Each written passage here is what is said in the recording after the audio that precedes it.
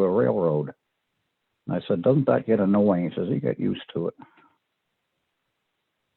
All right, we're working up to Facebook, kids. So just an FYI. Not a problem. Keep chatting away. Just to keep everybody informed. That's all. Well, I had the same situation when I was, from 78 until 3-4 years ago. I lived in a house along a highway in eastern Lebanon County. And the location was at the crest of a hill. And it was a state highway that was very heavily traveled. And as large trucks, 18-wheelers, would have to be stalled and slowed coming through the town north of me as they got out of that town. Now they're very anxious to make up the time they lost being slowed by having to go through the town. And so they come charging out of town and get right even with my driveway and realize there's a big downhill, and they'd hit their Jake brakes. And that was a common thing to hear where I lived, and it got to be second nature. It didn't bother me. Yeah. People can get used to things. How's the cat, Franz? My cat Thomas is. How's your buddy Thomas doing? is sitting. He's sitting here happily passing time. Awesome. He's doing well. Are you still in that other meeting? Is that why I don't see you on screen? Yeah, that might be. Okay, no worries. Yeah. No problem, because you're still in the other Zoom. It's fine. Just asking. But yeah, that No. Sorry, I'm talking to myself because I'm goofing things up here. Thomas is a cool name for a cat. I like that. It's very erudite. It's a very intelligent name. Oh, I don't see you because you're not in this room. Yeah. I'm looking at the participants like I actually know what I'm doing. So I'm looking at the participants as if I actually had a freaking brain, and I would notice that you're not here because you're not here. You're not here because you're not in the room. Well, it only took me a couple of minutes. We've only been Zooming for, a year and a half, and I'm still. Thomas just sounds very kind of Sounds way more intelligent than my cats. yeah, learned, well read. Yeah. I've often been amused at the names people give to their pets. Professor Thomas. Yeah. My uncle was always adamant that names for dogs had to have some relation to a characteristic about the dog. Like he had a shepherd as a kid and they named it Shep. When his kids wanted to name the family lab Emma, he was just kind of bewildered. Like, How time is it? what the heck does Emma have to do with the dog? I'm actually way ahead. Something's wrong. Well, what you Something's just wrong because said I'm way ahead schedule. I'm way ahead schedule. Mhm. Something's wrong. Probably gonna have a power outage. Do either of you remember the old Mr. Magoo cartoons? Yep. Can you name his dog? Oh, blimey. No. Well, characteristic of the Celtic beginning of the name with Mick, MC. The dog, of course, had to be Mick Barker. Oh, that's right. You beat me on that one. I think you will enjoy. You've met tonight's guest before. I have. She has been on, I don't remember if it's one or more RRev calls, and I think she's hanging to be on the RRev call tonight. It's Alexandra Hunt. She's the young woman running. Is going to take on Dwight Evans. Oh. Primary. Well, I wish her the best of luck. I've always had the sense that Dwight Evans is more Republican? Eisenhower Republican? Well, more I don't know I can't think of the terms I wanted to use. No, I a little more heat than light. A little more talk than action. Agree. I've never Well, terribly impressed by that guy. that's the thing that I find interesting. He tends to either run unopposed or cruise to victory cycle after cycle after cycle, but he doesn't appear to be all that popular. Who are we talking about? I'm sorry. Evans, Oh, yeah. which is interesting, to be honest. Well, he must be on good terms and seen positively by his constituents, who probably are not very discriminating. I I think use that term in its traditional meaning. Yeah, and I think you're Well, right remember, about that. we're sharing in live right now. Just keep that in mind. But it is, whenever I do, when his name comes up, he doesn't appear to be a particularly popular individual, but yet that might be entirely with people outside the district, in which case it doesn't matter what I think. To be fair, but yes, I would say that's about right. He doesn't appear to be. It's an interesting phenomena. Why don't we put it that way? Well, I have to tell you, I've never watched the guy very closely. I've never studied what he does and how he votes and all that. I'm going mostly just on a general impression. I know, which of course could be inaccurate. I know he has opposed Medicare for All, which always has Chuck pretty ticked off. I remember when the refinery explosion happened in Philly, he was silent. So would that have happened to have been in his district, I wonder? I don't think it was it? I don't think that's it was in the south end of the city, wasn't it? That's not the point, though. But if you look up a map of the 3rd district, it's got a good chunk of the city. I mean, I'm surprised that many people are jammed into that district. That this district isn't almost more. That there's almost not too many people in it. Well, theoretically, each district has approximately the same number of people. It's supposed to, but when you look at the borders of it, you kind of begin to think in your own head, how is that only 700,000 or whatever? If you know what I'm saying. I'm not saying it well, but I get where I'm going. I know what you're saying. You just look at the sheer amount of Philadelphia that it takes in, and you would think to yourself, well, geez, it's got to be. There's 2 million. I think Philly's 2 million. So I thought it was closer to 3, but you may be right. You very well may be right. I thought it was in the 2.5 area. Well, that's probably about where it is now. I mean, I'm thinking back to when it was probably a little bit better populated at 3. So yeah, 2.5 is probably pretty close. Well, I think the population of the city has actually gone up. There does seem to be a movement back into the cities. Well, I judge there are a lot of empty houses to be had. But yet, well, that's true. Honestly, just a little while ago, I was watching YouTube and some guy doing a tripper on what he considers to be the worst city in the Commonwealth, i.e. Chester. And that was a pretty dismal video. Really? Really. Chester looks like a war zone. I would never have known that.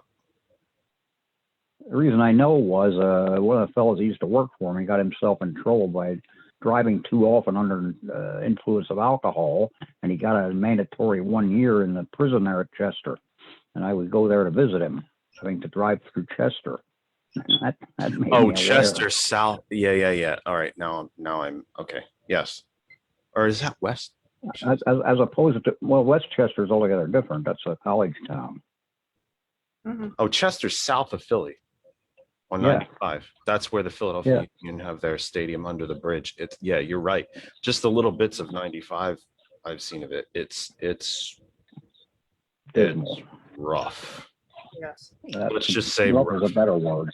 Yeah, let's say rough. I'll go with rough if that's all right. Well, Reading's high on the list of poor places and dismal cities, but it doesn't. If you go through Reading, it doesn't look as bad as Chester. No, when I've been through Reading, it's not. It doesn't appear to be that bad, to be honest. No. And comments are on. Oh, come on, comments are on. I have a question for you both.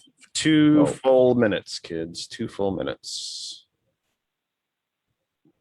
Somebody's I'd in like to here ask that you has both the a same name question. as you. Miss? Do we Someone have- here already watching that has the same name as you. You might know her. Your mom's already in. And now the whole world knows it. Well, I will just say that that wonderful lady is a dark horse. She is the June Cleaver, picture perfect mother, and she was also the woman who went to a protest her first day of college. So, Nice. Well, that sounds good. What I hear. yeah, she it was a protest at Lock Haven because Lock Haven was about to raise tuition rates for students. And yeah, my mom's one of 5 kids. So it was, education was incredibly important to my grandparents, but, for a farmer and a mechanic, and, my grandmother was a housewife and then later a secretary. They moved heaven and earth to get their kids, the dream of an education.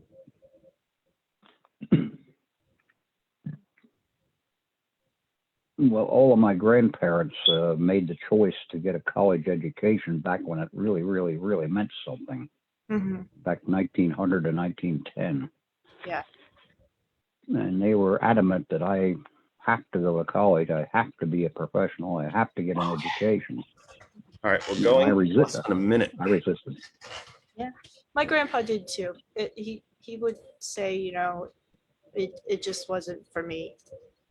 And It wasn't for me. Yeah. We go in less than a minute, kids. All right, I'm gonna run to the bathroom. I'll be right back. And I'll be quiet now. I'll mute myself. Thank you, sir. Always lovely chatting with you, Franz. We'll talk to you soon. Always a pleasure. Carry on. All right, 501. Here we go.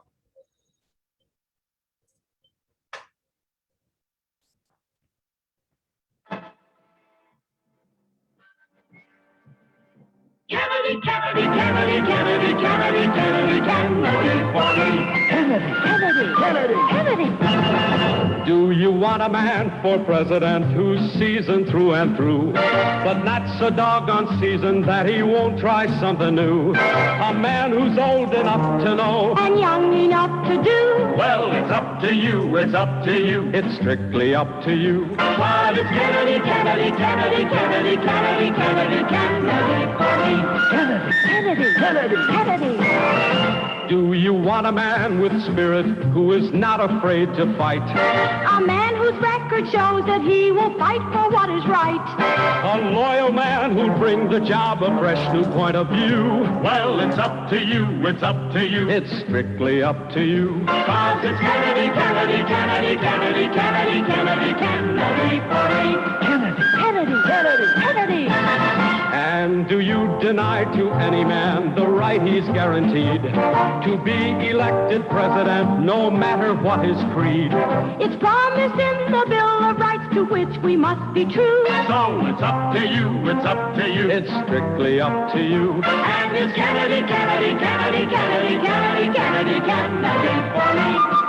Kennedy, Kennedy, Kennedy, Kennedy. do you like a man who answers straight, a man who's always fair?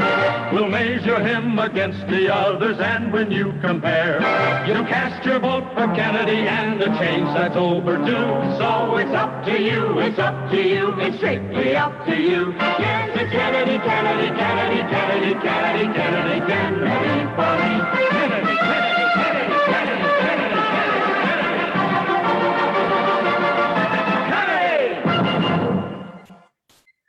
Welcome, welcome, welcome, welcome from my humble second bedroom and now new studio here in the Saucon Valley, part of the Lehigh Valley, part of the Commonwealth of Pennsylvania in these United States on this planet Earth. Third rock from the sun in the Terran solar system, the only planet we have, part of the Milky Way galaxy. This is the Kennedy Effect for Sunday, 13th of June, 2021. If I sound a little more relaxed this week, it is because I am. We have solved a good number of technical issues. We are functioning. We are just, everything's a bit better. Let's just say that. If you were with us the last week, you know that I turned the phone around and showed you what we have done in the studio. Well, that stuff is all still here, except the fun thing is that it's working. This week it's working. You can probably hear that little bit of buzz underneath me. That is my cute little audio trick to keep the radio software from shutting me down when I find myself out of words. And yes, it happens. I even occasionally find myself out of words. You can see I have my art, I guess you would say, hung up behind me. We continue to work on the backdrop. That will be, won't have any gaps behind us, we hope, in a couple of weeks. But you can see that we've worked on that. The lighting is pretty much solved. I don't appear to be quite as washed out as I normally am. We have a wonderful Ethernet connection, and George was able to network all of the computers together. So hopefully we will have no internet issues, although I do have an orange shield on my Zoom screen, which usually means that there's a, you know, we're not lagging, but there's a little stretch, little pull on the internet. But hopefully, you know, that will hang in there with us. And it's just been a bit of a thing. And for regular viewers and watchers of the program, you probably think to yourself, well, he gets on here every week and he complains about technical things. Well, that's true. I kind of do that. I do it because it's bloody annoying and it's making me mental. But we're getting there. We're getting it solved. And, you know, the big reason that we do this, that we put so much technical effort into all this, is because we actually 100% properly, fully, you name it, care about this program, care about what we bring to you. We want it to be of the highest quality. We are not MSNBC or CNN or the BBC or the CBC or any, you know, multi-billion-dollar broadcast outlet that you can think of. But we absolutely don't want to make it look like we're also gaming in mom's basement either. So we put a lot of effort into the program, and we've done a lot of technical work in the last few weeks, and some of it has worked and some of it isn't. But we're here, we're back with you, we're live, and we're thrilled to be. Wherever you might be watching across the Facebook universe, and let me please take an aside to thank every single group, individual, page, you name it. Wherever you share this program, or you allow me to share the program onto your page, group, timeline, insert proper term here. I am humbly and sincerely grateful, and I mean that. We could not be here if you were not there. And it's become a bit of a tagline and might even sound a bit trite at this point, but I mean it with all my heart. This program simply could not exist if you were not there listening. And for everyone who allows us to share it to a group, a page, if you're an individual who puts it on their timeline, thank you so very much. This week, the program has been shared to, I will tell you in 1 second, as soon as I refresh the page, it has been sent to 78 different places. Hopefully that will rise before we are all done. But it has been to 70, it's being shared to 78 different places. If you are an individual watching, listening, you have a bunch of groups that you think that it's appropriate to share the program to, please feel free. The more people that can see us, the better. It's just better for the program. It's better to get the information out that we tried to bring you and hopefully entertain you as well, because if it wasn't fun to listen to, you wouldn't be here. So for any of the 78 currently places we have shared the program, thank you for allowing us to share it. And if you are watching any of those 78 places, feel free to stay right there and enjoy watching. That's a new one. Watching and listening to the program. If you're listening in the background doing, I would say doing homework, but I think most of the schools are quite done right now. Coming back in from youth sports, having dinner, relaxing in the backyard, whatever it is that you might be doing, and you're listening in the background, thank you so much. We appreciate it very, very much. You can stay right where you are, as a matter of fact, and continue to enjoy the program where you are. However, if you would like to be part of the chat, the interactive live actual chat that is happening right now, you can come to our home group Facebook page, That Other Side of Information, That Other Side of Information.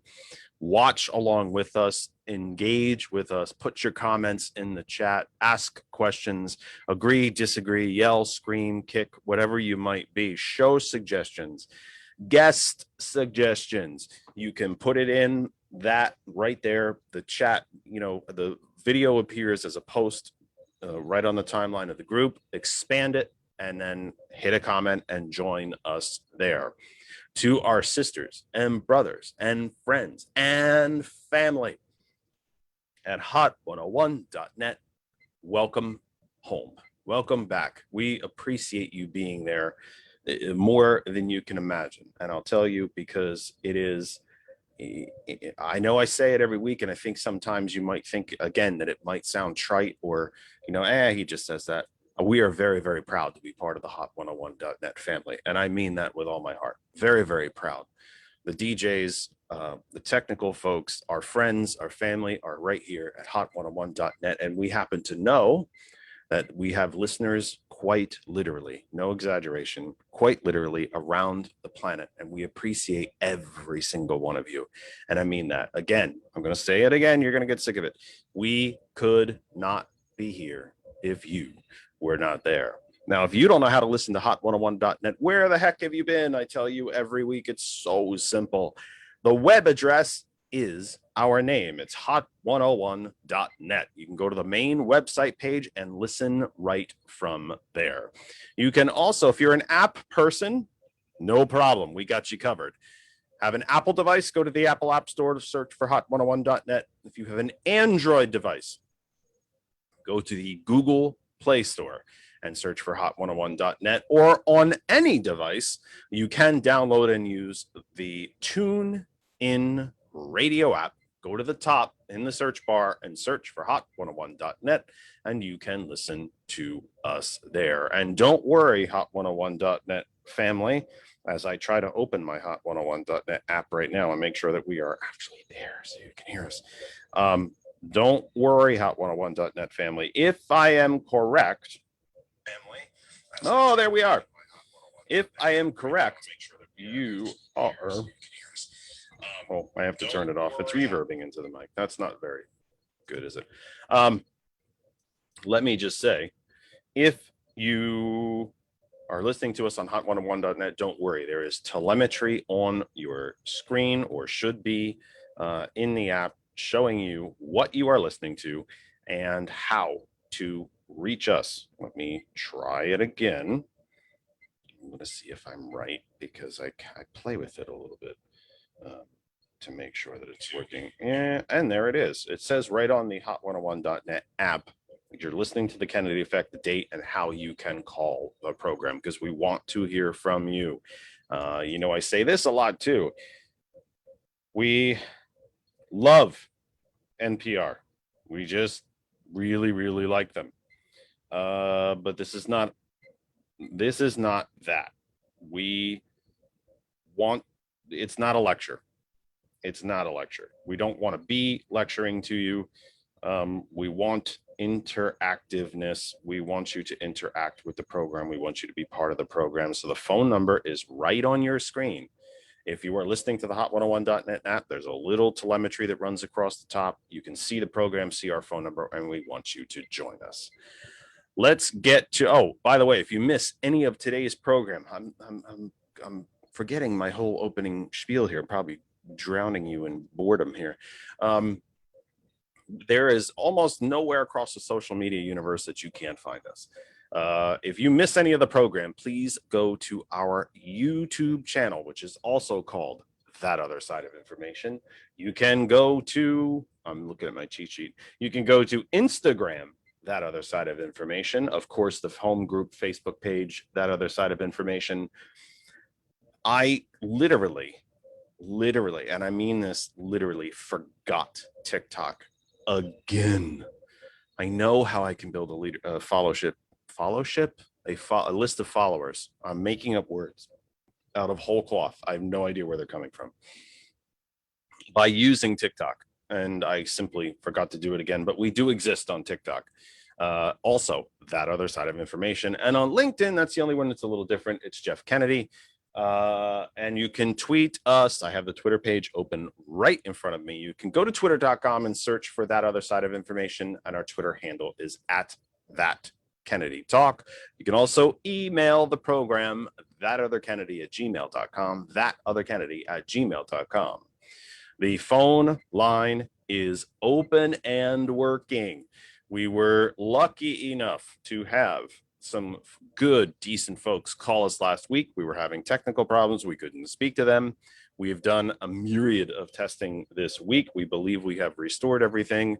So the phone line is open and will be open for this first hour as we await our guest coming in the second hour. In the second hour, at the top of the second hour, we are expecting and is scheduled our guest for this week. Her name is Alexandra Hunt, and she is a new generation of Democratic candidate. She is young, in her 20s. I'll let her tell you more about herself. I won't give you her bio on her behalf. She will tell you all that when she gets here. And she is running for the Democratic nomination for the 3rd Congressional District here in the Commonwealth of Pennsylvania. It covers, when I looked at the borders of the district earlier, when I was posting show announcements, it's a pretty interesting looking district. Let's see if I can find it again. There it is. Let's see if I can find the borders of it. It covers a good bit of northern and even central Philadelphia, as well as some northern burbs above the Route 1 corridor and right along 76, using, I think it uses the river there, the Schuylkill River, I think is a bit of a border. But it's a pretty interesting big district. There is a current Democratic incumbent in there, but she is taking him on in the primary because, after all, that's what the democratic process is. You don't get elected to these seats once and hold them till you pass on. You have to run for them for re-election. You have to make that case to the people. In this case, for the United States House of Representatives, every 2 years. And so she is into the fray. We talk about people getting active and being part of the process. Well, Alexandra has taken that to heart and has decided to challenge the incumbent Dwight Evans in this district, and it will be interesting to see. Yeah. Then I don't think it even reaches up into Bucks. Come to think of it, that's in Montgomery. That said, so she'll be joining us at the top of the next hour. Until then, let us think about and discuss some of the things that we have witnessed in this past week. I have to look at most of my article posting this week has been more on the science, environment, even animal activist end of things. And let me give you the phone number, of course. It is 267-227-9189. It is wide open. If you are watching on Facebook, the phone number is on your screen. You can call us and talk to us now at 267-227-9189, 267-227-9189. Most of my posting this week has been science, environmental related, even a good bit of animal activism, because I find that from a nationally political standpoint, things have essentially ground to a halt. I will often refer to Republicans and their corporation as the hypocrisy party. They are now a party of hate, divisiveness, grievance, name it. And you may be familiar with earlier in the week, I want to say it was maybe Tuesday, the Biden administration walked away from the negotiating over an infrastructure package with mostly Senator Shelley Moore Capito, Republican from West Virginia, but walked away from that as they were just simply getting nowhere. And they've wasted, and I do mean wasted, probably a month or more on that. Now, a second group of bipartisan senators have taken up the mantle and have come to what seems to be an agreement. And when the Biden administration walked away from those negotiations, you saw Mitch McConnell come out and say, well, I guess that's the end of bipartisanship. Folks, there has not been bipartisanship in the Congress since Newt Gingrich, since the late 90s. Joe Biden could come up with a cure for cancer tomorrow. He could create an invisible shield around the planet that would never allow a space rock to hit us ever again in the history of mankind. He could snap his fingers, cure COVID, pay off the deficit and debt, and put every single man, woman, and child to work with $1 million in their pocket, and still Republicans would push against it simply because a member of the Democratic Party achieved it. There is no bipartisanship on the federal governmental level, period, end of story. And there's not going to be, because Republicans need Democrats to fail. Have to remember that there is only a certain number of methods by which Republicans can get into power right now, and we're seeing all of them. Hate, divisiveness, distraction, division, lies, propaganda, massive private spending, dark money spending. Try to stifle every last idea that any Democrat might possibly have that might possibly help anyone or even pass.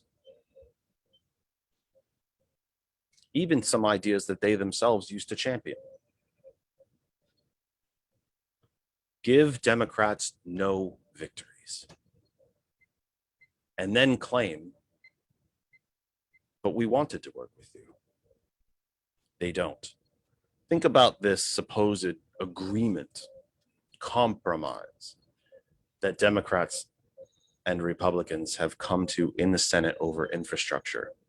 Lots of new spending, lots, almost $600 billion over 8 years. Then it doesn't sound like so much, does it? Some of the money to pay for it will be reappropriated from other COVID relief bills and stimulus bills that have already passed, but just haven't been spent yet. Some of the money will be rejected unemployment compensation money from red states. Now, why they would want the infrastructure money and not the unemployment money is kind of interesting to think about. But the most important thing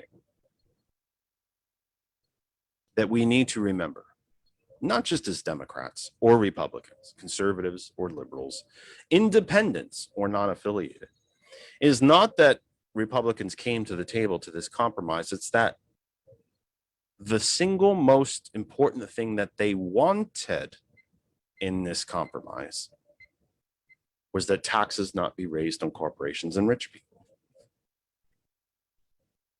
By all the reporting I've seen, they've even been less insistent, less concerned with how the money would be spent or what's considered infrastructure, although ultimately this compromise maintains the traditional explanation, definition of infrastructure: roads, bridges, highways, airports, etc. But they were more concerned with the fact that taxes not go up. Not even how much money was in it, what projects would get done, how it would help people. Goodness knows we never are concerned with that. But rather that taxes not go up on corporations or rich people. That was their number one bargaining wall, gate they would not pass through. No new taxes on corporations and rich people. Corporate tax rate now is, I believe, 21%. It is the lowest it has been in anyone's recent memory. I believe it hasn't been this low since the Republican Great Depression of the 20s and the early 30s. And remember that when President Biden at the G7 talked about a global minimum corporate tax,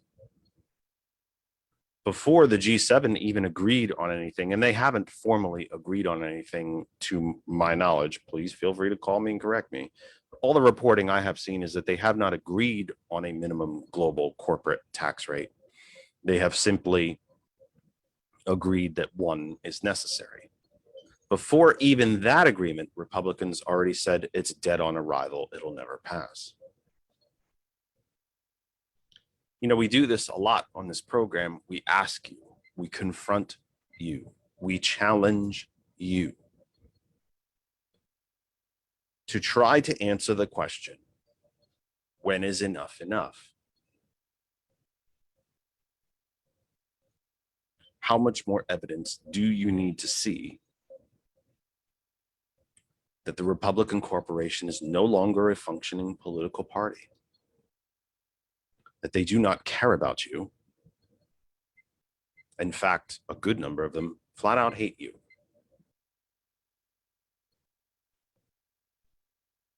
That your entire worth, your value as a human being, and I hate to keep using all these financial terms actually, is entirely based on whether you are wealthy or not. And if you're not, you lose.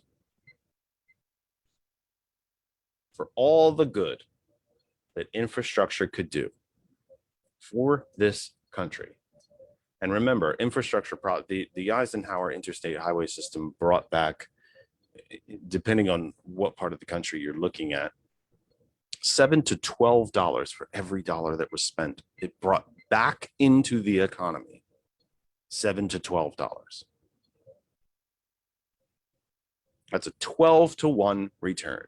If you could get a stock at a 12 to 1 return, you'd buy it in a heartbeat. If you could make a bet on a sporting event and get back 12 for every dollar, you would do it. And we already know that's what the return is. But you can't pay for it with taxes on rich people and corporations. Nope. In fact, if you have to raise taxes at all, make it on poor and middle class people. That was their number one bargaining tool, bargaining chip, bargaining position on infrastructure. No new taxes on corporations and rich people. I am forever reminded of Senator Ted Kennedy's floor speech in 2003, I want to say, to raise the minimum wage, when he screamed a passionate, distraught, at the end of his rope type of volume to his voice, screaming, and Mitch McConnell was there too as well, screaming to the other side, saying, how much more do you want? Just to give working people in this country a few more bucks. How much more do you want?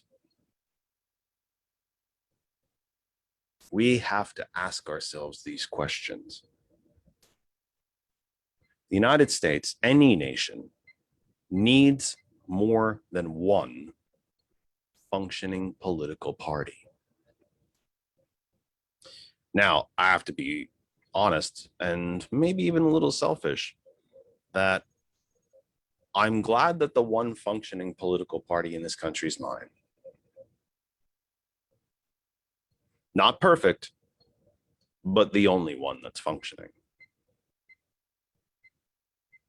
We do not have a party opposite us.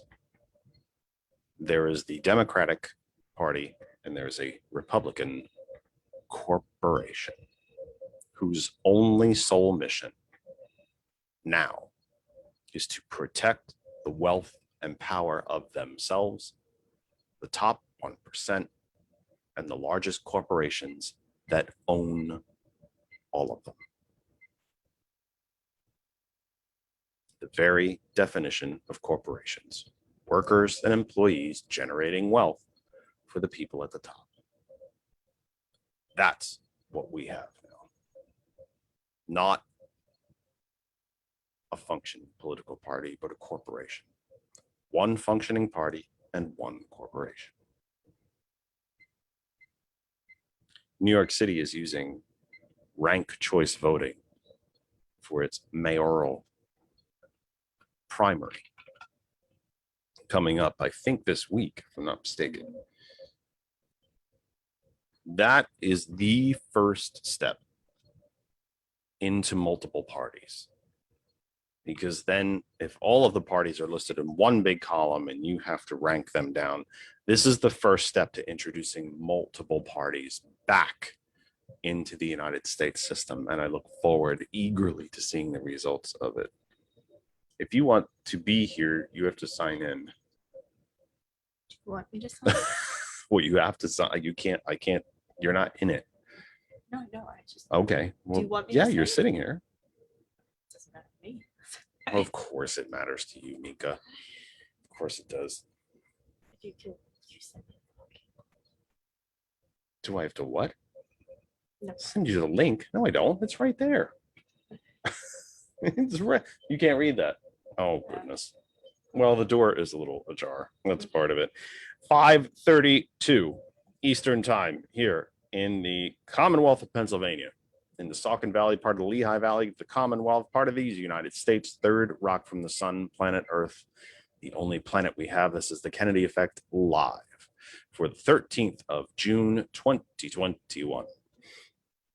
I am getting Mika into the meeting currently, so you will forgive me for a tiny delay while I find you. There is. Throwing everything off here, Mika. Can I tell you? Apologies. Yeah, we know how it goes. The phone line is open, 267-227-9189, 267-227-9189. Our guest is expected right around the top of the hour, 267-227-9189, 267-227-9189 is the phone number. Let me tell you what's going to be happening in the next, 2-ish weeks or so. We will we're obviously here today with you as long as the program carries on. I would think at least until 8 p.m. if not later. And let me tell you what's happening after that. Next Sunday, according to my calendar, is Father's Day. You know that we traditionally take off these types of holidays, Mother's Day, Father's Day, 4th of July, Memorial Day, Labor Day. We generally take off all of these holidays, and we will do no different. Oh, hello. Let me get that. I know who that is. Trouble is on the line. Area code 570, your first name and tell me where you're calling from, please. Robert. Oh, not who I thought it was. Oh. Not the level of trouble I thought it was. Robert, welcome to the program. What's on your mind? Well, I wanted to see if I could trigger you off. Well, that's usually difficult. Yeah, I understand and I know that our president, Joe Biden, is a very kind, nice man, and he's often referred to as Uncle Joe. But I'm still troubled because currently, as underneath the last administration that he served, we still have children in concentration camps at the border. He hasn't solved that problem yet. But even more concerning, this week, I learned that he is meeting with a very interesting individual that I know you'll have some interest in, and that is our counterpart in Turkey, Mr. Erdogan.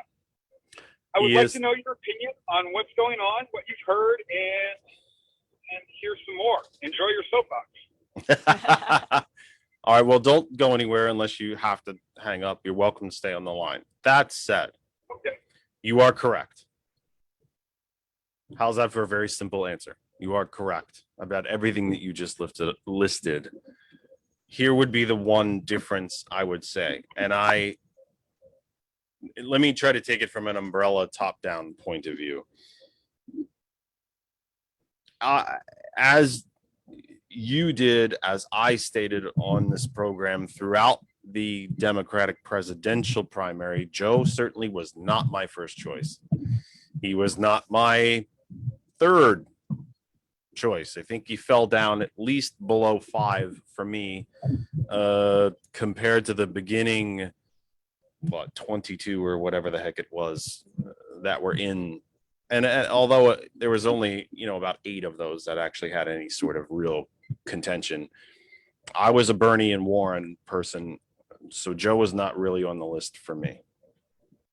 That said, again, just starting from a 10,000 foot sort of point of view, it is, of all the portraits that he has in the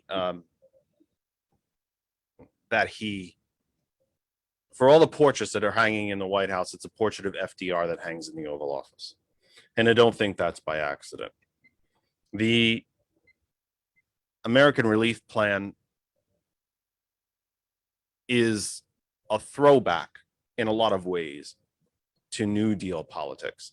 For the first time, we are not just giving tax credits to people as a cell on an Excel spreadsheet when they do their own taxes online. It's actual cash. In fact, those checks, I believe, will start going out in July, if I'm not mistaken. Real cash that will lift at least half the children, at least half, probably more like 60% of all the children that are currently in poverty out of poverty and along with their families. The infrastructure plan, the original form of the infrastructure plan, $2.4 trillion. And not just for roads and bridges and airports, but for water systems, electrical power systems, electrical vehicle charging stations, child care. You can't work if your kid can't be looked after, to put it very plain. Libraries, universities, a very New Deal style plan. So we believe Joe has been better than most of us on the progressive end, the Bernie and Warren end of the party could have hoped, or at least that we were expecting. That said, you are correct. There are still children in facilities all along the border. On a happier note, if you could say happier, or at least perhaps how about time note, I believe it's 544, 554, 64, something, that number is sticking in my head, of children have been reunited with their parents. Some of them quite literally can't be found. Let me be blunt, because the record keeping from the Trump regime was non-existent. There's a good number of children that literally still cannot be found. That said, he has reunited, well, his administration has reunited that number. And forgive me that I don't have the exact number. I will try to Google it. It doesn't look very good on camera when I'm typing in my googly, because the microphone's in the way, for one thing. So there is that. What do I expect? Let's think about the words that he has expressed about President Putin and Russia. That he's a bad actor, has no soul, needs to start checking on what's happening inside his own borders before we do it for him. Cyber, I'm specifically referring to how Putin continues to say he has no idea what the cyber hackers are doing in his own country. Funny, we do, but they don't. That's been some plain, very plain spoken language. Even in his time in the UK this week, with Boris Johnson standing next to him saying, yeah, we do still have a special relationship with the UK. We do think Brexit was a bit of a muck up and a very bad mistake, with Johnson standing right next to him. That would not have happened in the previous 4 years. In fact, it didn't happen in the previous 8 years before that. President Biden has been a heck of a lot more plain spoken than I think any of us would have hoped. What do I expect with Erdogan? Expect more of the same. Expect him to say that the previous administration gave you this land, you went in and you slaughtered thousands. We won't put up with it. Now, what the United States can actually do about that at this point is a completely different story, and not necessarily a proper answer to your question. But I do think President Biden, having known Erdogan from his time as vice president, by the way, I do believe he's the kind of man who's going to look Erdogan in the face during quiet minutes when the mics aren't hot, or maybe when the doors are closed, and say, I know exactly who you are, and I know exactly what you're doing. Well, and I think this gets to the 30,000 foot question. You talk, Mika. You need to be heard and respected. Now shush and let me finish. And this is a comment that steps back from the immediate moment to a larger moment, and to something that's happening in Europe across the region, is that we were far too quick to admit some of these countries into the EU, Turkey into NATO. Well, that and- goes back to the 50s. Turkey's admission goes back to the 50s. They have risked that, in my humble opinion. But NATO, even of in course, the- is never going to boot a country because they don't want to lose the strategic advantage. However, Turkey has now taken to buying most, if not all, of its arms from the Russians Yes. and the Chinese, for that matter. They But I have would- turned east. They have opened. Well, they've turned authoritarian.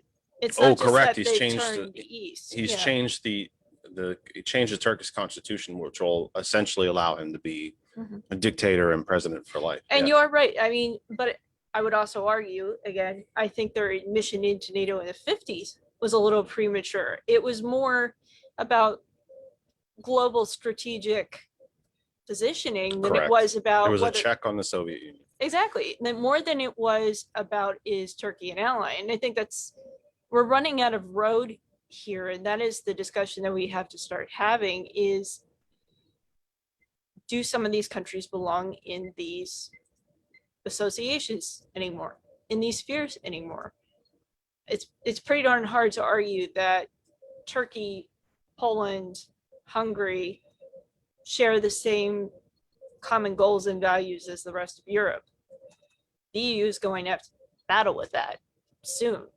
Now, that also isn't necessarily an argument to brashly and without thought kick them out, because doing that without any forethought or planning, I think, just makes a bigger problem. But we do need to talk about how do we adjust these organizations, these bodies, to be able to deal with the backsliding of democracy. I was wrong. I found an NBC News report from 5 days ago. While more than 2,100 children remain separated and at the border, just shy of 1,800 have been reunited. So my numbers were off. So if you're one of those children, it's not a happy thing. And I'm not here to tell you that it is. But I would say at least this administration has reunited the 1,786 of them. I will take that as a glass maybe 40% full and 60% empty. Yeah.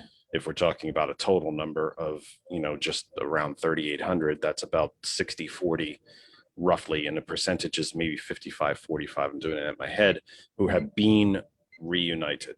So And- Bob, let me ask you, that was a extremely long-winded answer, but then again, you did say take the soapbox. So tell me what you think. You were kind enough to call. Let's hear your thoughts. The numbers are positive. I'm glad he's doing that work. Obviously, he's only been in for what, maybe 150 days now. Yeah. It's positive. Yeah, I'd say that's in the So- we're in the well, June 20 If he can- will make 6 months. So yeah. Yeah. So, I mean, in all honesty, if almost half in 6 months, that's great. That's a year to repair a major problem. Mhm. I'd be thrilled with.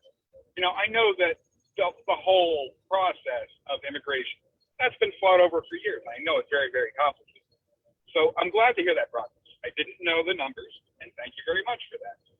Second, to address your Mika, as it is, on the Erdogan issue, Turkey, and what we did under Trump in abandoning the women of Kurdish Syria, Yes. should be taking more of a position to repair those ties, even if they would have us at this point, because, I don't even know.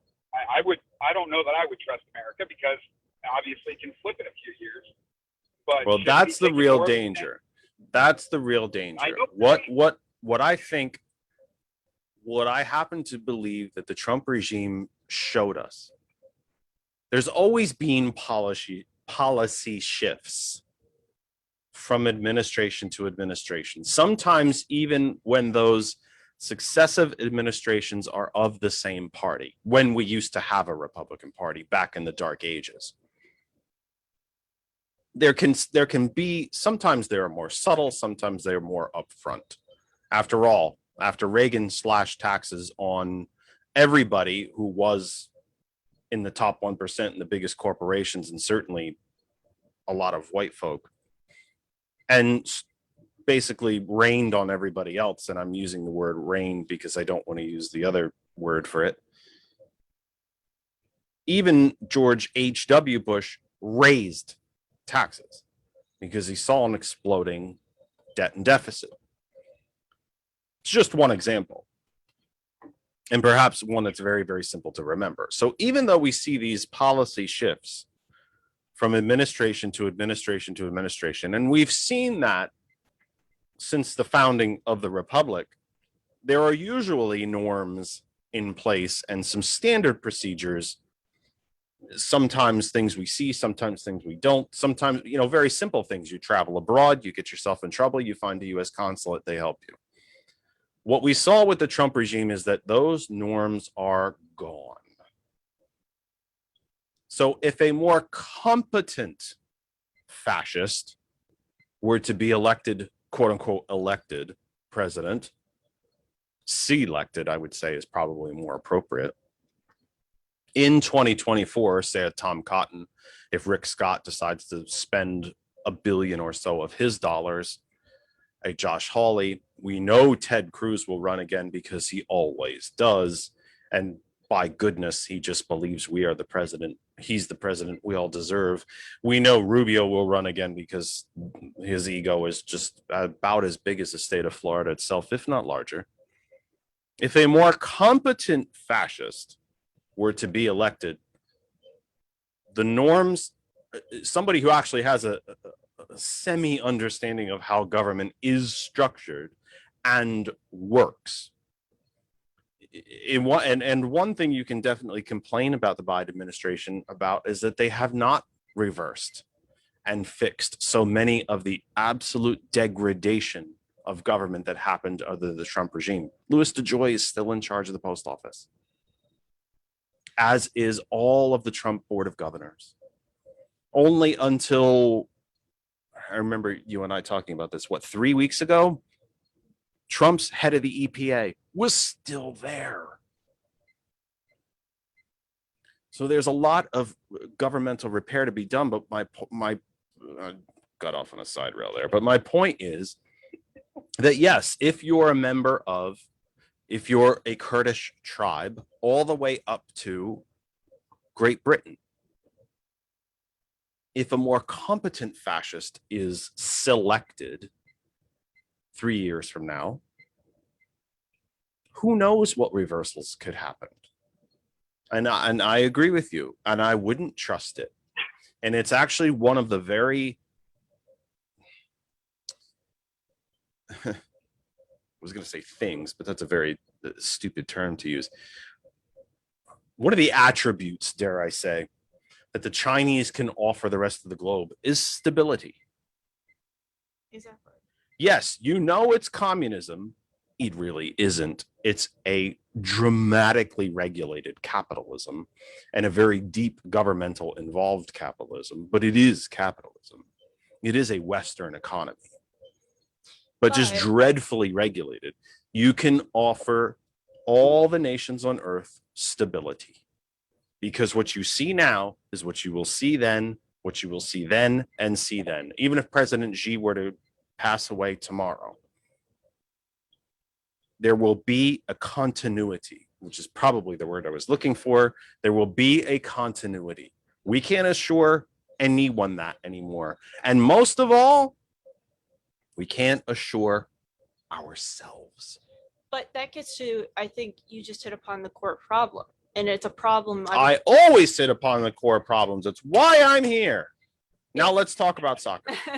No, but it is also true that it is a vacuum on the left. I have not heard, coming from the progressive movement, a consistent ideology on foreign policy. We had the end of the Cold War, we had Fukuyama and the end of history. and clash of civilizations and, Bush's compassionate conservatism that we're going Which to, never existed. that we're going to spread democracy around the world, and sustain the free flow of oil. All of that fell flat on its face. Because it wasn't done properly. It wasn't just done properly. But this might be a topic for a program when we have no guests. But let me tell you something, because here's some point. Here I'm gonna really tick off some progressives right now. Whether he actually believed it in his heart or not, or whether it was a show for the sake of transferring wealth, especially to Halliburton, which was about to go under, while Dick Cheney was still taking a check from them, by the way, the entire time he was vice president. He never divested himself. George W. Bush believed if he planted the seed of democracy inside the Middle East, a proper Western-style democracy, that would spread. I agree with him. I agreed with him.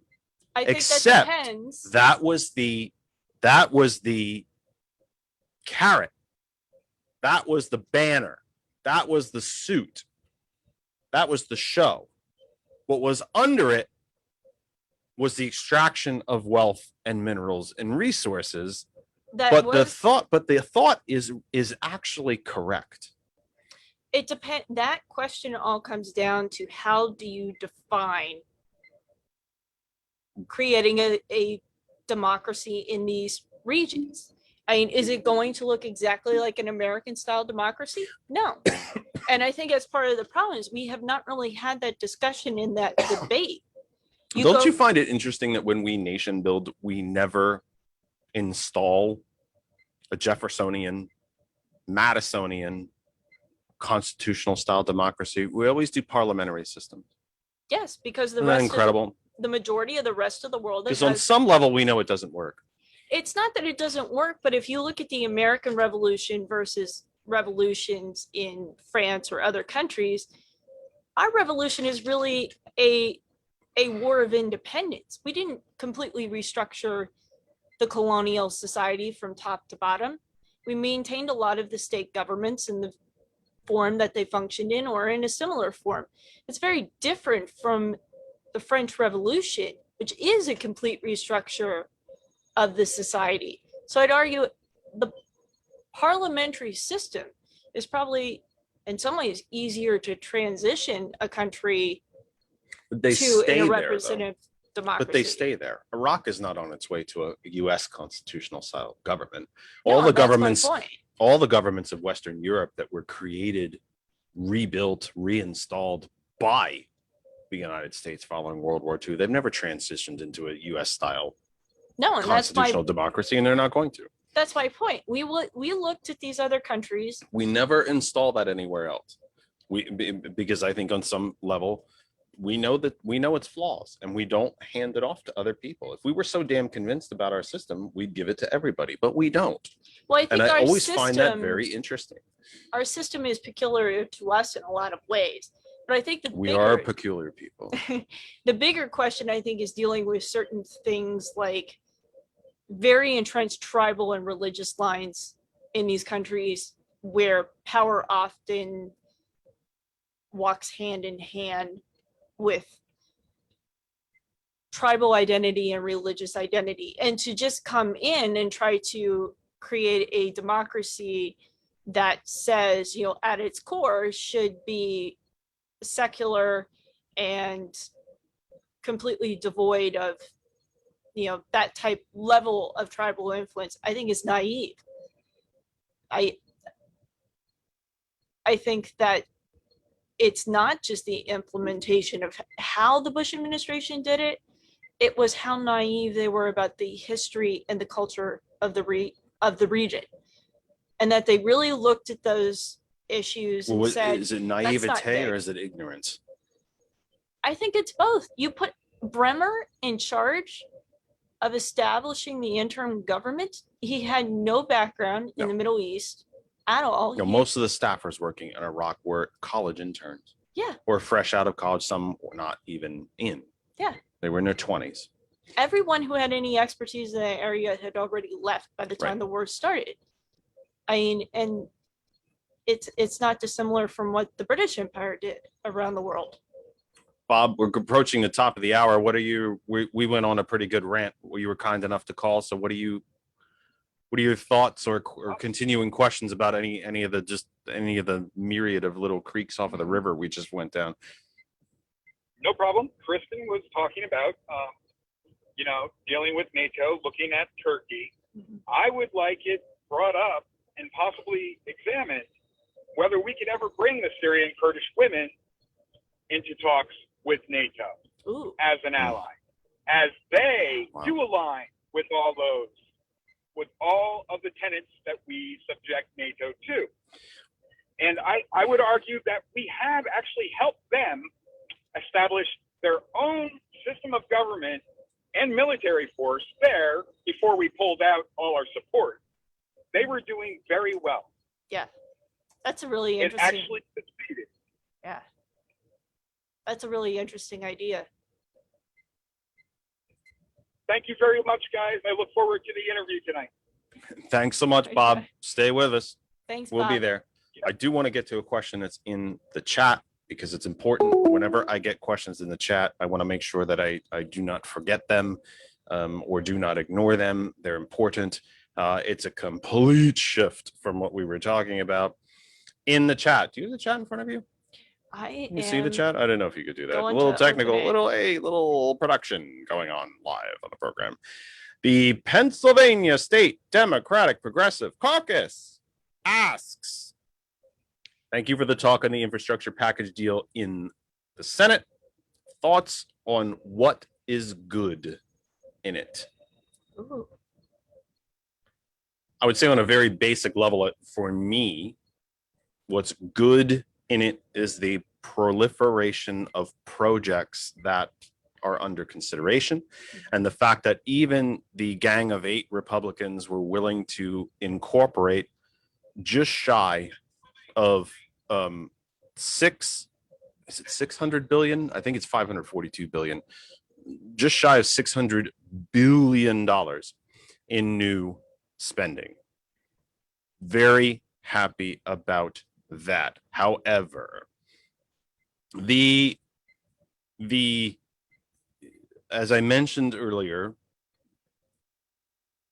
a lot of the 1.2 or 1.4 trillion that they are suggesting is reappropriations of monies from other places, be they unspent COVID monies, unemployment monies that were rejected by Republican red states and quite literally sent back to the U.S. Treasury or never claimed by the U.S. Treasury. So it's a bit of a shadow puppet type of show. But you ask what I like about it. Any infrastructure project, shovel in ground projects, schools, roads, post offices, airports, water systems, electrical systems. I love the charging systems, the electric car charging systems that will, I believe there's the goal in the infrastructure. Again, you guys know, if you're with me every week, I do a lot of this stuff out of my memory. I want to say that the goal in the program, or at least the original Biden administration proposal, was for 4 million new charging stations across the country, many of them rapid charging, both at gas stations and parking garages and on streets and everything else. Advanced ADA compliance, so on and so on and so on. I'm thrilled with all of it. Any infrastructure returns, as I mentioned earlier, anywhere from $7 to $12 back to the federal treasury for every dollar spent. They are good jobs. They are skilled jobs. They are jobs where even if you are unskilled, you can learn a skill. They are predominantly union jobs. So what's good in it? The fact that it exists is good for me, which sounds like a very simplistic answer. And I do not intend to give you, that was not my intent to give you a simplistic answer, but it is a bit of a simplistic answer. The fact that it exists is what's good for me. That's good for me. That works for me. Just that it exists. It's New Deal style spending. And we know that the New Deal works. April says, hi, finally, can I ask myself? Did you see the earmarks in the House bill and on the Infrastructure Financing Authority? I did not. To be blunt. I don't know if the Infrastructure Financing Authority is similar to the National Infrastructure Bank. I have signed on to the National Infrastructure Bank, not because I'm desperately in love with it, because I think it does the work of government. Government should be spending this money. We don't need an infrastructure bank to do it, but there was an infrastructure bank previously in this country. It did work. It worked well. The State Bank of North Dakota is so popular. It is a public governmental run bank. It is so popular in what has become a deep red state that even Republicans refuse to want it shut down. So I'm happy to see it. If they need an authority or an infrastructure bank, I'd prefer it was an infrastructure bank. Authorities usually make me a little wary. The Delaware River Joint Toll Bridge Commission is an authority. We see how much money they are really good at. I almost said that throwing away. The Port Authority, having lived in Northeast New Jersey for 25 years, is brilliant at literally making billions disappear. So I'm usually a little bit wary of authorities. But again, I'm happy simply to see the proposal and see the idea of New Deal style spending, to see that government is the solution. Ronald Reagan lied to you. He lied to you. Government is the solution to some problems, not all, but to some. And when it comes to infrastructure, when it comes to the commons, what we refer to as the commons, things that we all pay into for the collective benefit, the commons, those are governmental responsibilities. It is 6:04 Eastern Time. We have entered our second hour. This is the Kennedy Effect live for the 13th of June, 2021. Wherever you are across the Facebook universe, and I believe we're in around 80 places that we've shared this week. Thank you. Thank you for wherever you are and wherever you're watching. If you're watching in the background, listening in the background, it's dinner, you're outside grilling, whatever the heck you're doing, we're just thrilled that you are here. That's, anywhere that we share the program. If you want to watch it, I would name all the groups that we send it to, but will take most of the hour. Just thank you. You can stay right there and continue to enjoy the program. And of course, after the live program ends, we all know how Facebook works. The video lives on there. You can always go back and access it there. However, if you would like to join us in the live chat, April's been commenting. Matt is in there. Darlene is in there. We see some great folks having some chats in the comments section. Come to our home group Facebook page. That other side of information. You can comment on the post wherever you're watching. I just won't see it. And then it makes it look like I'm ignoring you. And maybe I'm ignoring you, but not really. I'm not ignoring you. Come to our home group Facebook page. That other side of information, I will see your comments, your questions, kick, scream, agree, disagree, show suggestions, guest suggestions. Do it there. I'll see it. We will acknowledge you. We'll say hello to you. And we want you to be part of the program. That's a great way to be part of the program. To our sisters, brothers, friends, and family at hot101.net, welcome home. Welcome back. Thanks for being part of the program, our global radio audio audience. If you do not know how to listen to hot101.net, where the heck have you been? I tell you multiple times per program, and I tell you all week long. The website is our name. It's hot101.net is the main website. On your desktops, your laptops, if you choose to go to the main website through your tablets, phones, etc., you can find us there, hot101.net. If you have an Apple device, go to the Apple App Store. You'll find the app for hot101.net. If you have an Android device, you can go to the Google Play Store and find the app for hot101.net. Or if you have any type of device that runs apps, you can go to the TuneIn radio app, search for hot101.net, and you will find us and you can listen to us there. So if you are listening in your cars, your smart speakers, your desktops, laptops, tablets, et cetera, we're just thrilled that you're there, and thank you for being there. You can email the program, thatotherkennedy@gmail.com. You will find the recorded version of this program if you miss any of it live. Let me just whack that. Let me see how many times I can do that. That's very professional.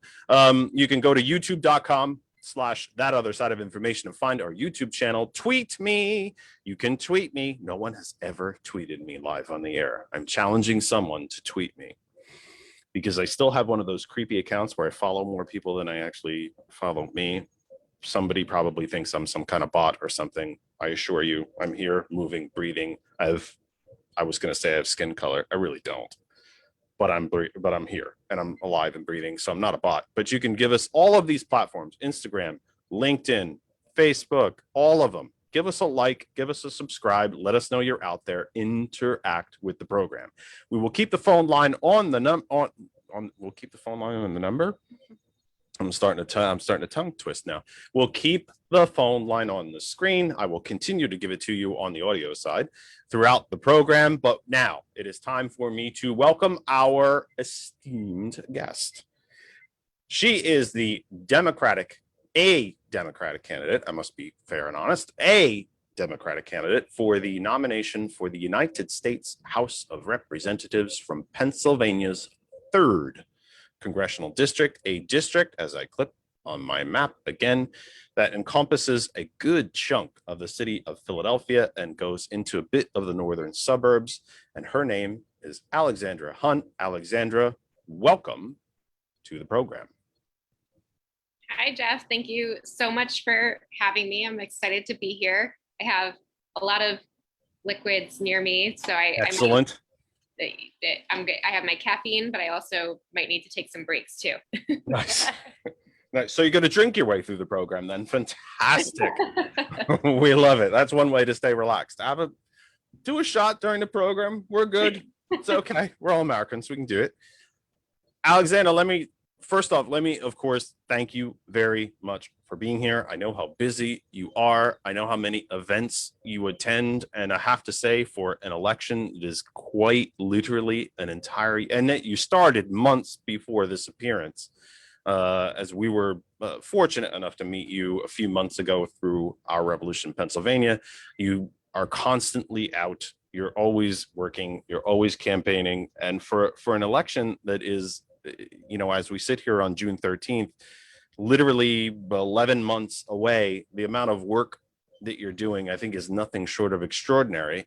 But instead of me heaping praise on you that, you can hear from a lot of other finer places, let me just ask you the opening question that we ask, and I won't beat you up about the Eagle sweatshirt either, but let me ask you the opening question that has become standard on the program. And it's the question that we ask pretty much all of our guests. It is intentionally vague because I want you to answer it as sincerely and whatever pops into your head. Who is Alexandra Hunt and how did you get here? Before I get into that, I just want to defend my Eagle sweatshirt. I was in an Uber yesterday and hey, listen, I'm a Giants fan. Neither one of us had anything to neither one of us had anything to cheer about this past year. Yeah. My Uber driver yesterday was a Giants fan and he came after the Eagles. And so that kind of ruffled my feathers a bit. So today I just wanted to be a loyal Birds fan. But who am I? I am a public health activist. I am a girls soccer coach. I worked as a former stripper. I am a community organizer for mass liberation. I'm a dog lover. I am a daughter. I'm a twin sister, a good friend. That's me. Why do this? I did this because essentially my community hasn't been getting the help that it needs. And we have basic human rights that our country has been violating for generations, and not supporting things like healthcare, things like housing, things like job opportunities, and living life with dignity. And so when the pandemic struck, I saw how hard it rocked Philly, and it pushed people out of housing, made people housing insecure. There was an uptick in food insecurity.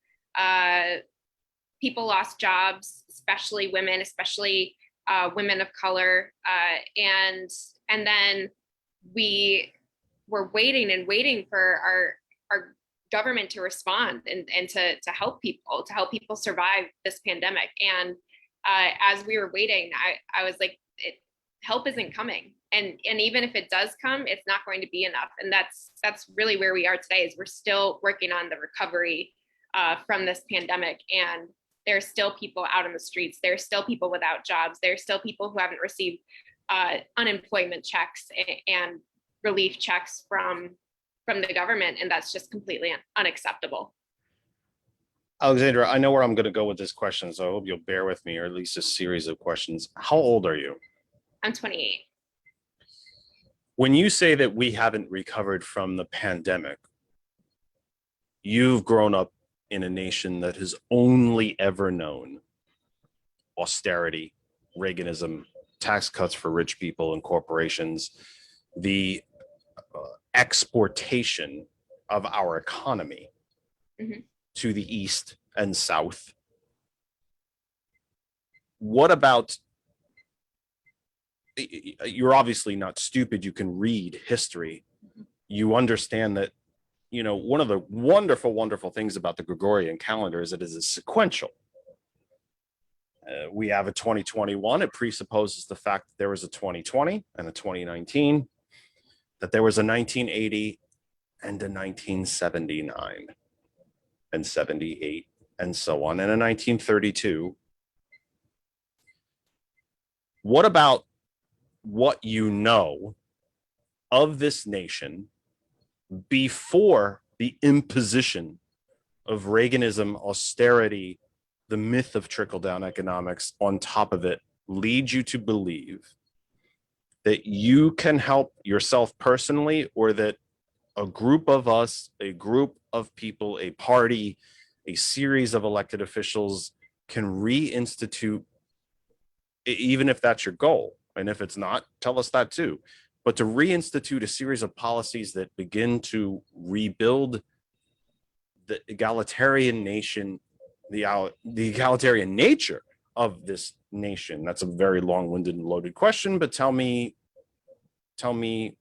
where is Alexandra Hunt in that mode? Well, I think that history repeats itself, and that's something that we have to be mindful of, and that it's very important to learn our history so that we can break from cycles of trauma, violence, history, repetition. So I think what's happening now is that this is a form of a revolution of people who are no longer accepting what the American government has been spewing out at us. They're no longer accepting that like homelessness is okay. Homelessness is a policy choice, and I think people are being awakened to the fact that this is just coming from a small few who protect their wealth. They protect they lack accountability. They protect their greed, and so this has been a building movement of working class people who found themselves in this time of not having their needs met and just not accepting kind of the garbage that was coming out of our government. Most Americans forget, sadly, given the 50 years not just the 40 years of Reaganism, but the 50 years really, because it started with Nixon. There was no real homeless problem, unsheltered problem in this country, not just in our cities, but anywhere in the country. Although we tend to, if someone was unsheltered, we tend to look back on the old, the sort of almost cartoonish idea of the hobo, the stick and a bandana, and he rode the rails, traveling the country. There was essentially no real, measurable, unsheltered problem in this country. Is there any better evidence? Maybe it's the 40 million uninsured Americans. Maybe it's the, $1.7 trillion in student debt. Is there any better evidence for what Reaganism has wrought upon this country than the significant numbers of unsheltered? And you're in Philadelphia, you see it. Mm-hmm. Yeah, that is a very heartbreaking piece of Philly. I think the lack of generational wealth, and you alluded to that with student debt. That's something that my generation is facing. Is that? Do you have student debt? Oh yeah. Let's remember now, in real dollars, the Trump, Republican, Paul Ryan, Mitch McConnell tax cut is about $2.2 trillion. Student debt is 1.7. But we couldn't get rid of student debt, could we? Oh, we can gave those tax cuts to rich people and big corporations. Mm-hmm. It's almost as if Republicans want you to suffer under that debt. Well, I mean, we have there could be an executive order signed to eradicate cancel student debt by a Democratic president as well. So today, right now, he just needs to sign it with his pen. So I don't go after Republicans the same way. I mean, accountability works on both sides. And so, yes, it's almost like Republicans want people to suffer, do not support the working class. But we also have a Democratic president who isn't canceling the student debt either.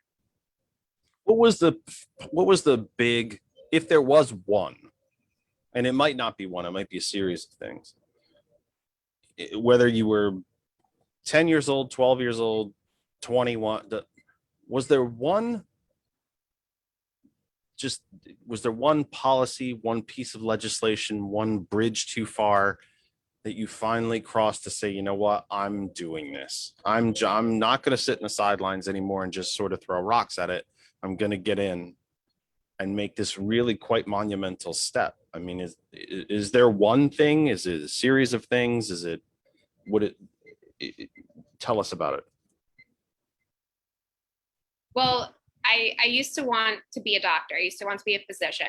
And so our healthcare system and putting profits over people is totally atrocious to me. And so I think that as Bernie Sanders popularized the idea of socialized medicine, universal medicine, and that was actually something that I happened to learn about during college, was different countries' healthcare systems and how much better they were than the United States. So I think that Medicare for all is a big deal for me. I have not seen enough people enough politicians, enough office holders address education and criminal justice. So those are two big things that I'm paying attention to that I think are really important if we want to move upward as a society, that we need to talk about both of those issues. You just hit my my favorite topics, education and healthcare. Can I ask, Ro Khanna has a bill that has been introduced that really I think so far probably has the most promising momentum in some ways.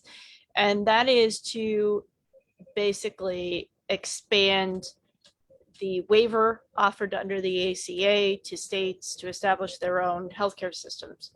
Essentially, when they couldn't get the public option, this became kind of the backstop to put this in and say, well, the states could do it if they wanted to. But they left out the ERISA protections. So any state that would enact this would probably immediately get sued by different stakeholders who are worried about their employees, who they have benefit obligations to. And the Ro Khanna bill fixes that. And it actually expands some funding to the states, which was another issue. So I was wondering if you could speak on that point. Like when you talk about single payer, how do you see us getting from A to Z? Do you see it at the federal level, or do you see the federal level facilitating the ability of the states to do this? I see it at the federal level. I think we need to have a nationalized healthcare system. And I think that the pandemic demonstrates our issues with how we have, certain pockets of care and then certain gaps where just communities go untouched and or improperly cared for. So nationalizing healthcare and rather than doing it state by state, it really creates a whole system that we could better respond to crises through. So would you be doing what has been proposed by Sanders, just drop the age level of Medicare? Medicare, As Medicare was originally designed, by the way, when it was passed in the 60s, it was originally designed to eventually be the national healthcare system, because the original legislation was designed to start out at a certain age and then drop and then drop and then drop until we were all covered. Yeah. Well, I think that we have to, Medicare as it is right now does not cover everything. And I have background in cancer therapy. And so I'm aware of how cancer patients are not always covered by their insurance. And so Medicare as it is now still needs expansion. But how do we move towards a nationalized healthcare system? I think that involves modernizing our systems and starting to push a more digital agenda and tie in universal broadband and then digital infrastructure and this piece as well. Is there a certain or particular international system, foreign system, other countries system that you prefer? Is it Canada? Is it the National Health Service of the UK, which I happen to prefer? Is it the highly regulated but still technically private system that happens in Germany? Is there a global, I shouldn't say it's a global system because it's not a global system, but is there another national system somewhere out in the planet that you happen to prefer? Well, as I mentioned, I took a course on this while I was in college, and so we had to weigh both the pros and cons of different countries, and I still recall the cons of the Canadian system, of the French system, of the UK. So I think that there are pieces that we can take from other countries, but I don't think any of them serve as something we should completely duplicate. So when you say you would like to see a national system, are you envisioning a system where the providers remain private and cost? So you want to see the providers become part, essentially like in the NHS system, they would be employees directly of the federal government. Yeah. And would that be reimagining the way in which CMS functions?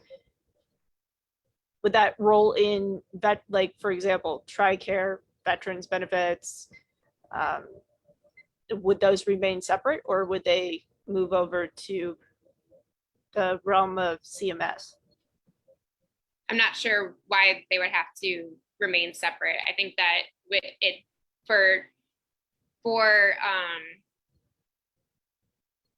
making this move is better for the quality of care for patients to receive. And so standardizing it as much as and unifying it as much as possible is in the best interest for patient outcomes. So I'm not arguing for anything to be kept separate, all under one umbrella. Okay. Yeah. The cons that you mentioned about some of the other systems is a very leading question. I'm sure it wouldn't stand up in court. I can't imagine that any of the cons that you have studied outweigh the complete lack of system that we have here. When folks refer to the American healthcare system, there is no American healthcare system. It's a commodity. You buy it. And if you don't have any money, you buy access. And if you don't have any money, you don't get it. And to hell with you. It's not any different, if you really want to think about it, than the stock market. If you trade stocks, awesome. Maybe you make some money, maybe you don't. But if you don't have any bloody money to buy in, you don't play stocks. And it's become an exception, actually, what the higher education, quote unquote, system has become. If you can't buy in, you don't get it. So I can't imagine, again, very leading question, that any of the flaws of the other national systems can be any worse than a lack of system that we have here. I would agree with that. So what's the first step in your mind? Is it national legislation, or are we going to have to, because we are slow and stubborn in this country, are we going to have to see an implementation over time similar to what happened in Canada when Ontario, I think, was the first province. Saskatchewan. I thought Ontario was the first one to pass, a single payer. And then as that momentum literally spread from across Canada, the Canadian federal government stepped in and said, fine, you know what, we're going to standardize this across the board and we will manage it. Is that, when California, Oregon, and Washington, I want to say Nevada is in that as well, but I'm not certain, are talking about a cooperative, or when we see these, the Northeast states during COVID began to work together, when the states were just left on their own to suffer and try to figure it out. Pennsylvania, New Jersey, Delaware, New York, Connecticut, Rhode Island, and you think Massachusetts formed a coalition of states. Is that what we're going to have to see in your mind to finally have this roll across the country? Because the 7 healthcare lobbyists for every legislator in Washington, even pushback from labor on a single payer system. How do we get there? Yeah, I think that it probably is going to have to be states working in coalitions to get this passed, because I know that with my opponent, he has been pressured and public pressured and won't budge in regards to his own view on moving towards a universal healthcare system, agreeing with Medicare for all. So I think there's a lot of financial incentives working against this movement, especially at the federal level. And so having the state legislations put pressure on the federal government till it becomes almost absurd not to, is likely how it's going to happen. When you campaign or go to events, what pushback do you hear about single payer that you have to constantly knock down, or maybe when you speak to people about single payer and actually explain it, because the American public by and large is grossly ill-informed on this topic, this issue. Once you explain it, is there any pushback? I suppose there's two questions in there. You know, what pushback do you get? But once you explain it, is there actually any pushback?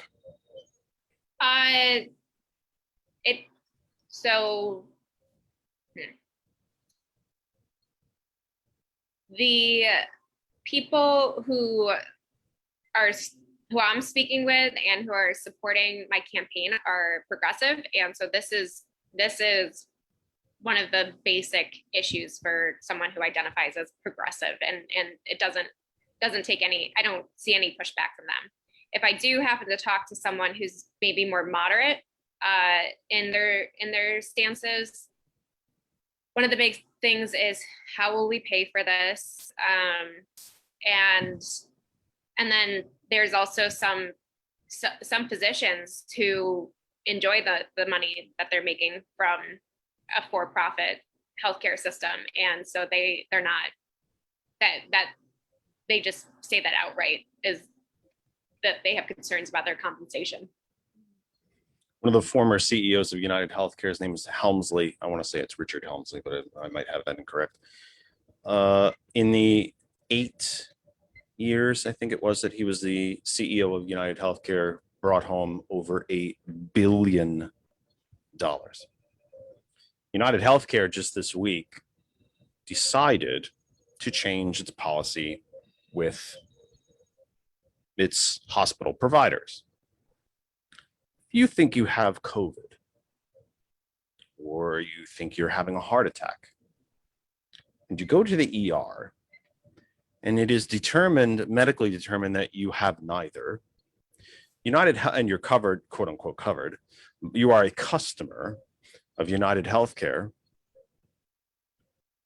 and United Healthcare decides that your ER visit wasn't really worthy of an ER visit, they have taken it back upon themselves to decide not to pay for your visit.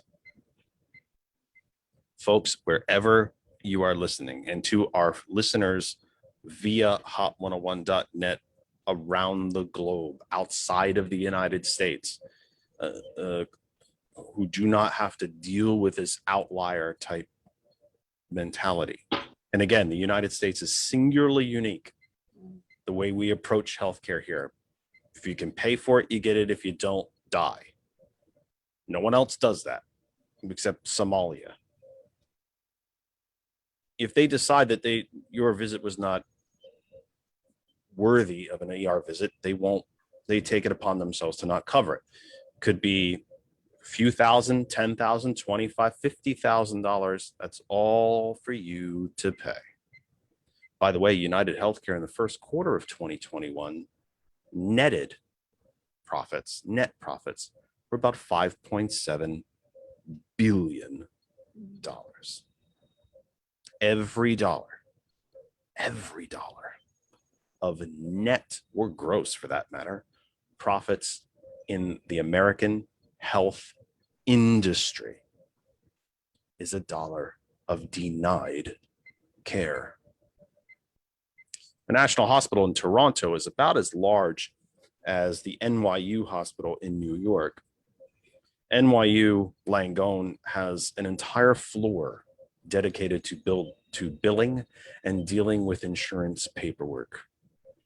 National Hospital in Toronto has 3 people because it's all taken care of.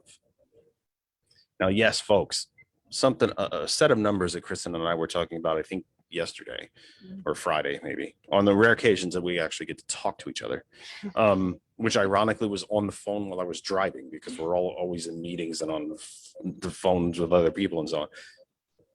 One of the great examples, and Alexandra, I'd like you to comment if I might ask.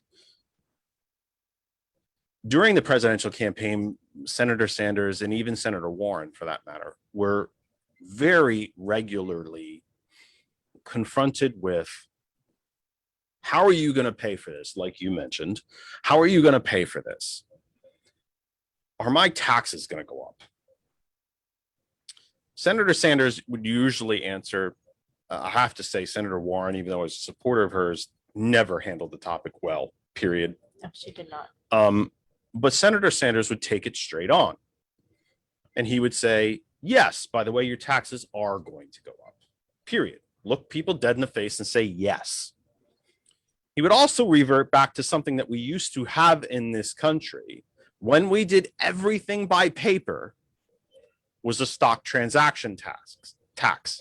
He has proposed an electronic stock transaction tax so that these computer generated trades are taxed. He has been quite public to say that it could net the United States government as much as $1 trillion a year. That said, he will also tell people dead in the face, yes, your taxes are going to go up. Health spending in this country, the health industry, is just shy. I'm sure I'm not informing you of anything you did not already know, but for the audience listening, it's just shy of 1/5 of the entire gross domestic product of the United States. At 16 trillion, that's about 5 trillion, or about $16,000 for every man, woman, and child in the country. So let's say, for example, Alexandra, you send $5,000 in federal taxes to Washington every year. Even if your taxes went up by $3,000, by about 40% almost, 35-ish, 40%, and it went up to 8,000, you're still $8,000 ahead. What am I missing? As far as opposition to such a thing, what am I missing? Well, I can say to just jump in here a little bit. I think the one argument that we are least prepared for is the people who will lose jobs in medical billing and medical coding, which are the fastest growing areas of healthcare. And people have put out good policy about retraining and funding for retraining. What I think we have been lacking is decent messaging, because when you dig into the statistics of who is working these jobs, very often a large chunk of them are women with small children, because it allows them to work from home. I even applied for insurance positions to be able to work from home, and so that gets at this one continuing problem that I've had in discussions with our friend Chuck Panaccio, who founded Healthcare for All PA and One Payer States, and has been devoting like 25 years of his life to single payer, is intersectionality of issues, because that's a core demographic that we need as progressives to turn out and vote, but they also fill a job that we will be a job field that we will drastically be reducing. The policy is there. We just have to figure out how to actually talk about this. And so I was wondering if you could elaborate on that a little bit more, because the reality is that, as Sanders was honest about taxes going up, there are going to be people who lose their job here. And some of them may have always wanted to transition to another career field. Some of them may not. But we need to figure out how to talk about that and control the narrative so that the other side does it. So I was wondering if you have any thoughts about that. Yeah, I think that ties into a federal jobs guarantee, but also how much need we have in addressing our climate crisis. And so even if we are downsizing a certain industry, that there's still going to be opportunity for people to maintain their level of income, maintain employment, and just start working on another problem. But I agree that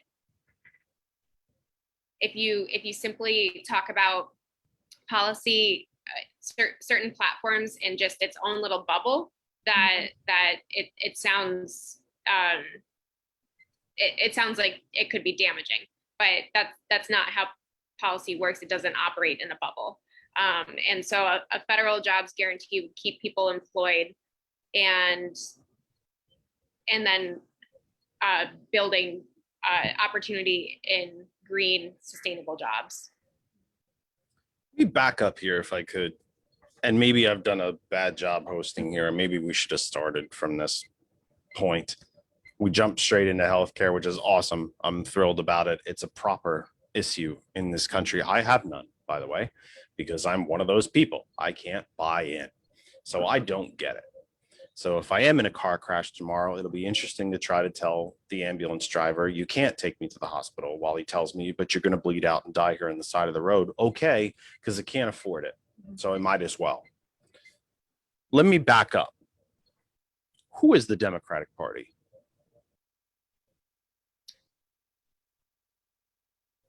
Who is the Democratic Party? I think a lot of us know who we should be. We know who we were. In 2021, on June 13th, as you campaign and go to these events, who is the Democratic Party? To you, if not even to the people that you're talking to, who is it to you? Who's the Democratic Party to you? Well, I think that the Democratic Party. Let me try this. Are we the corporate take money from insurance because Reagan killed the unions? Take it from big banks, big insurance companies, Wall Street. Are we the party of the 90s? Are we the Clinton era party? Are we the third way, new Democrats? The era of big government is over, Democrats? Are we the Jefferson, Madison, Roosevelt? Teddy was the first progressive, by the way. Truman, Kennedy, Johnson, New Deal, Great Society, Moonshot, Peace Corps. Is that who we are? Not right now. But I think that there's a big movement pushing for that. I would say that probably the most accurate would be Clinton and the party of the 90s is what the Democratic represents to me right now. One of the things that some people say to me is, why are you running as a Democrat? And we have only really two options: run as a Republican or run as a Democrat. And so I think we're trying as hard as we can to push the party left. And the district that I'm running in is the most Democratic district in the nation. And so when you ask me, who is the Democratic Party?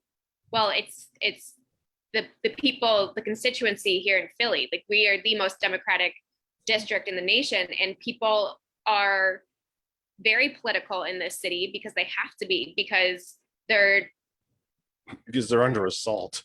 Right. They're paying attention to what's going to affect their lives. And they're as you said, and Philadelphia was a very happy, very often very easy target for the Trump regime. Whenever Trump wanted to go after, sometimes coded, sometimes not so coded, wanted to go after voters of color, poor people, middle-class people, anybody who wasn't white and wealthy. Yep. He tended to have a go, unload both barrels on Philadelphia. Well, and Republicans do in general. I mean, I grew up in a conservative part of the state. My dad's from Philly. Needless to say, conservative. Yeah. Yeah. My dad relocated from Philly to where I grew up, and that I grew up with that. It's a very, in my opinion, coded dog whistle. They never mention Pittsburgh. It's always Philly. And, having spent a lot of time in Philly and loving the city, there's a reason why, because Philly is, to a lot, in the minds of a lot of conservative voters, a majority city. And when they think of Pittsburgh, they think of steelworkers who usually tend to be disproportionately white and male. So yeah, I know where you're coming from. You know, that you in Philly there too. I'm speaking as an outsider. Would I think often I wonder if you guys are very aware of that, and I think it's one of the biggest unfair generalizations in the world. Tell, Yeah. tell us about your district. When you Yeah. say my district is the most democratic in the nation, I think that's a pretty easy concept to grasp simply by voter registration. I'm guessing that you're saying that, but tell us about your district. When you walk around the district, what do you see? Is it neighborhoods? Is it businesses? Is it gentrifying? Is it white, black, Hispanic, AAP, all of the above? Tell us, you know, when you walk around, if you're just walking out to grab a cup of coffee, one of Kristen's and I's favorite thing to do is just walk in Center City, Bethlehem, and just get a cup of coffee. When you're walking about your district, tell me about where you live, Alexandra. Tell me about the 3rd district. Yeah, it's all of the above. And I think that maybe from an outside perspective, you can talk about Philly as a city or the 3rd district as a whole, but inside it's really neighborhood by neighborhood. And they have all these neighborhoods have different personality traits, I guess. But demographically, PA3 is 53% Black, it's 56% women, and it's the #1 large impoverished city in America. And so those attacks on Philly, not a mistake, not coincidental. And not all dog whistle attacks either. Some of them were full frontal, unload both barrels of the shotgun, but a lot of them were dog whistle attacks. When I cut you off, and I apologize, but I just wanted to say it's you know, the attacks on Philadelphia, some of them were veiled and dog whistly, and others were you don't want those people moving into your suburbs. Yeah. Those people. Now, Alexandra, when you mentioned neighborhoods, could you explain which neighborhoods in Philly are covered under the 3rd? Yeah, Old City, Center City, a bit of South Philly. It runs along Passyunk Ave. Southwest Philly, West Philly, Northwest Philly, which includes Mount Airy, Germantown, East Falls, Manayunk, Roxborough, and a bit of North Philly. It cuts right through Broad, stops right at Broad. Okay. Yeah, I know what you're talking about. Now I know this is kind of getting us off topic a little bit, but it is kind of tangentially related to healthcare and the environment. But you know, there was so much attention brought to Flint, Michigan, and rightly so, concerning lead poisoning and unsafe drinking water. But historically, Philly has also faced that challenge a lot. And, you know, especially with, you know, gentrification and building these high-rise apartment buildings in sections of the city that were previously heavy industry. I know that's been a ongoing issue about remediation and removing these lead, you know, pipes or lead paint in buildings. So as a member of Congress, what would you hope to do around that subject? One of the big pieces of my platform is focused on education. And before the pandemic, Philly public schools were having issues with just essentially having unsafe environments because of the status of the buildings. So that making schools safe is a big piece of my education platform, and like safe for students to attend, but also building wise, modernizing housing in a green, sustainable way is a piece of the Green New Deal, and it's going to be so important here in Philly. As for businesses, I don't have as much information on that, but I think between the schools and the housing and modernizing both of those, that those are big pieces of my agenda. Awesome. Do you have a, is there more automatic buy-in, if that's the right term, when you walk the streets and talk to folks on the education and environmental fronts than you might find on the healthcare front? Yeah, education is a big deal in Philly, or the lack of quality education. So if you want to talk about schools and education and opportunity, or even job training and preparing for the workforce, a lot of people have something to say on that, and it leads to very good discussions. Healthcare, some people talk about it. The big issues are jobs and education and housing that people want to talk about. And I might be continuing to go backward here, and I guess I apologize a tiny bit, but do folks realize how local their United States House of Representatives is and is meant to be?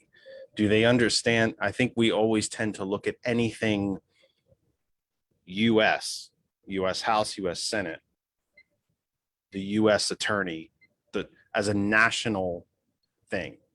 Do they realize, as you walk the streets and talk to them and say, I'm running for this position, how local that you actually are, will be if elected? You will have local offices that you represent. It's a national office, but it's a local office. Do folks understand that? I think we're detached from it sometimes. Well, it also depends who your representative is. So that is a critique that has been brought up against my opponent, is that he's not out in the community. His office is very far away from the center of the district and the hustle and bustle of people. And I know that as I show up to events, they're like, oh, you're not going to see Dwight Evans here. He doesn't come out with us. He's hard to get a hold of.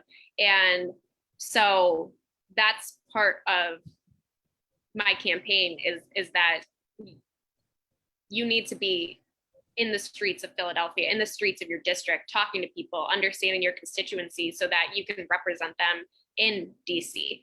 And if you're not hearing from the communities what is going on, I don't understand how you can be keeping up with the needs of your district.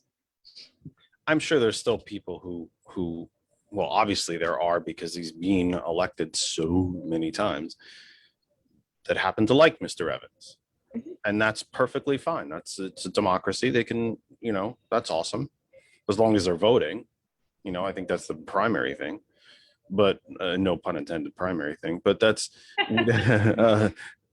are you getting any pushback from the community on why would you take on a good guy like Dwight? Yeah, absolutely. Well, it depends. So the other day I was coming back from an event out in the community, and I stopped at a local bar to eat. And I heard a voice that I'm very familiar with because I am well versed on who I'm challenging. And I heard that voice come on the TV. And I was like, oh my gosh, there he is. And everyone was like, who's that? I said, that's my opponent. And they were like, oh, he needs to phone bank more. So there's people who just have no idea who he is. And then the people that do know who he is, they've been fans of him since he was in Harrisburg. They just maintain that loyalty because it's the devil they know.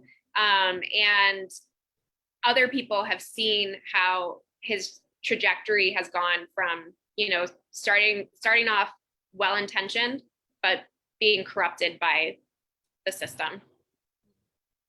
So Is that how a lot of people see it? Because I tend to see that too. And I think we sometimes, I know this is going to sound quite strange to a lot of folks, especially in the position I sit in, that I think we tend to not give our elected officials the benefit of the doubt sometimes, that the system is built to take the most salt of the earth, the AOCs, the Ilhan Omars, the dare I even say the Cory Bookers, the Katie Porters. Look what the system did to Katie Hill. It's meant to take the most genuine, decent, and salt of the earth people, and it's meant to change them in a way. And you could, I suppose, you could argue that some of the quote unquote being corrupted by the system is because your own personal character flaws that you had from the beginning, and that you like nice things and you like to be flown around the country to play golf and things like that. But you've also seen truly decent people go to these offices and slide sort of back into a system of wealth and privilege. Is that do you get that feedback on the streets about your opponent, or even possibly someone say to you, well, then if you go, you'll end up like all the rest of them? Oh yeah, that's a big question, is how are you going to be different from the system that has corrupted everyone? And I think the only solution to that is to not make this someone's career, to get it to make it to Washington, to fight like hell for the policies that are going to transform your district, our country, and then in democratic fashion, let the next person step up and have their go at it. I think that the issue is that we have people who are trying to protect their income, and they're no longer running on policies. They're just running on name recognition. And so the way to fight back against the system is this shouldn't be anyone's career. Does that mean term limits? Yeah. The number one pushback that I hear about term limits, I used to be a very anti-term limit guy. Go vote, that's your term limit, is that term limits will allow the only remaining structural memory to be the lobbyists.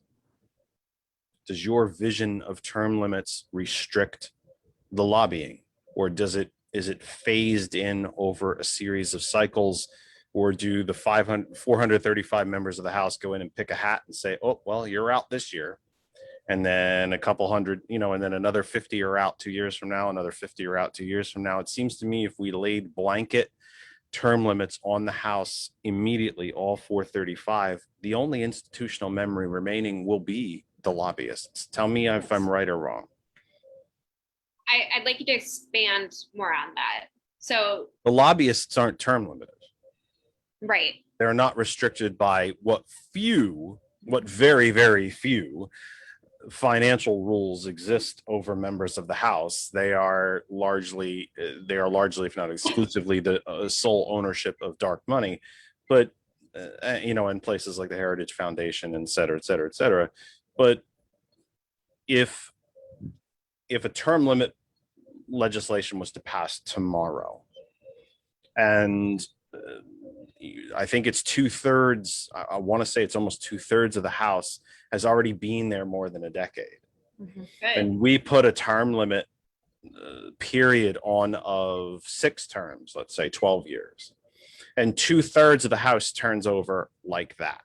Mm-hmm. The only people left who know where the bodies are buried, where the bathrooms are, how to hire a staff, is going to be the lobbyists. Do we risk giving more power? I don't necessarily believe in this particular thought, although I understand it. I don't necessarily agree with it. And we have seen in other states where they have term limited their legislatures and so on, that it's the lobbyists that gain the power. Is that a concern of yours, or am I completely off, or does anyone ever raise that to you while you're campaigning? No, but I think that goes into addressing and removing well, I think we need to address campaign finance laws and to dismantle that portion of it as well. So I term limits, if they happen in a bubble, I could see that being a danger, but I don't think that you know, 2/3 of the House turning over next cycle sounds like a big opportunity for us to make progress. And so also putting restrictions on lobbyists and kind of deinstitutionalizing the way that it's always been run, that I think that's a great opportunity. And so we have to address the lobbyists as well and campaign financing. 7:03 Eastern time here in the Commonwealth of Pennsylvania. It is just 3 minutes after 7. We are entering our third hour, and this is the Kennedy Effect live for June 13, lucky 13, 2021. Wherever you are watching across Facebook, about 80 different places, thanks for being there. You can stay where you are, continue to enjoy the program, or you can come to our home group Facebook page, that other side of information, and join the comment chat section of the posting of this program. You can send questions, concerns, argue, kick, scream, disagree, agree, ask Alexandra questions, ask Kristen questions. No one wants to ask me questions. You can, for our sisters and brothers on hot101.net around the globe. Thank you so much for being with us yet again. We appreciate you. Facebook, YouTube, Instagram, anywhere, hot101.net, anywhere you get the Kennedy Effect. We could not be here if you are not there. So thank you for being there. The phone line is open. We can take your phone calls live on the air. Don't worry, it doesn't hurt a bit. You heard Bob call earlier. We were kind enough to get a couple calls last week. We were having technical problems and couldn't speak with them, but you can call the program. This is an interactive program. If you'd like to be lectured to, go to NPR. I love NPR, but it's a lecture. This is not a lecture. This is interactive. We want you to be part of the program. Give us a ring, 267-227-9189, 267-227-9189. And even for those of you who are just taking in the audio at hop101.net, don't worry, look at the telemetry on your screen. Our phone number is there, and we go back now. Sorry, you wanted to ask a question. I got, we try to reset the top of every hour. I had to reset there real quick. So join. I'm going to be the contrarian because I went in the opposite direction from Jeff. I used to be all in term limits. Yay, let's limit them to 2 turns. Let's turn over the House. And then I got more directly involved in electoral politics.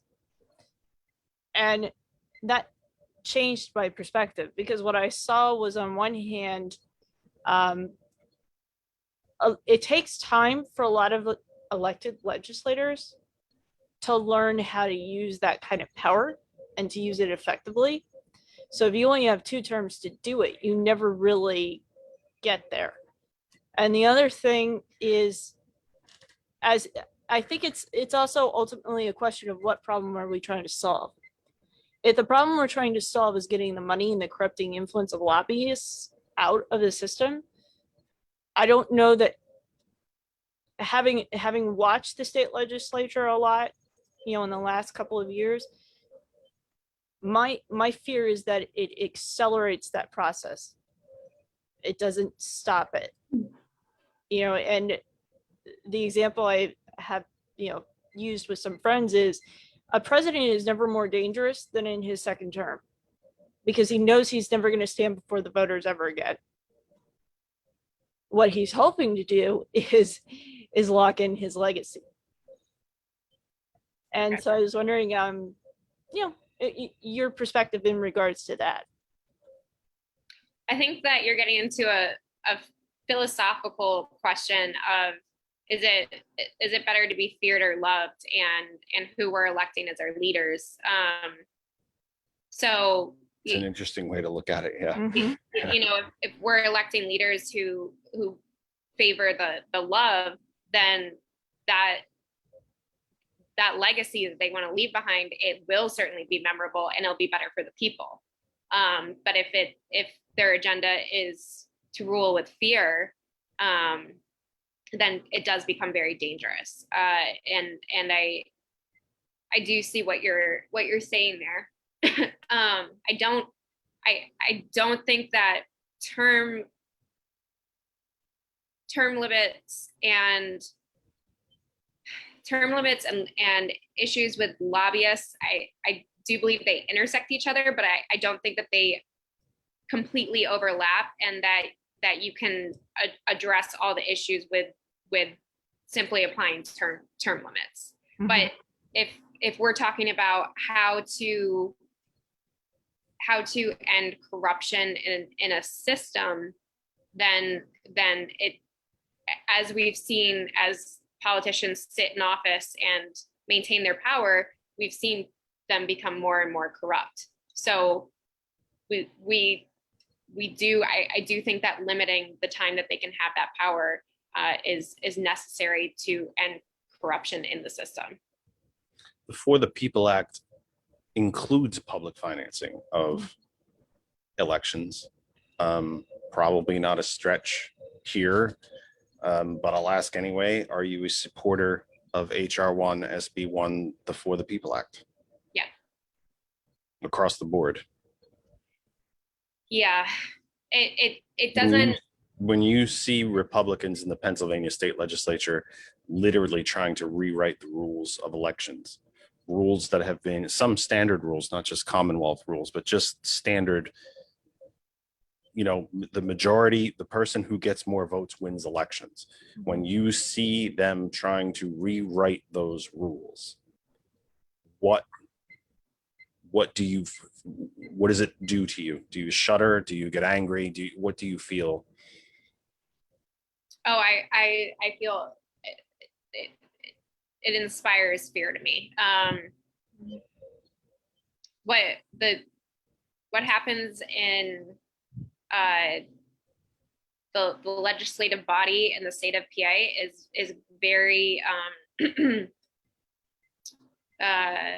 concerning, to apply a mild word.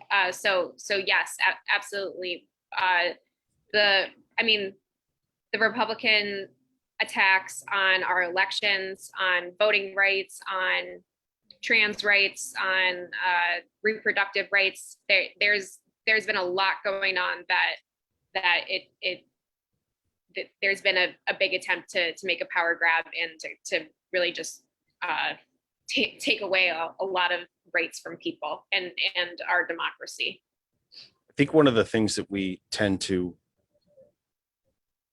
understand incorrectly from a historical standpoint, Constitution does not ensure minority rule. It does protect the minority, but it does not ensure minority rule. If you have more votes, you win, period. Inside the halls of Congress and out. What Republicans are doing inside Pennsylvania and across the country, over 400 pieces of voter suppression, repression, pieces of legislation, even in states like California and New Jersey and New York, traditionally dyed-in-the-wool blue states. Is it anything other than the codification of rule by the minority?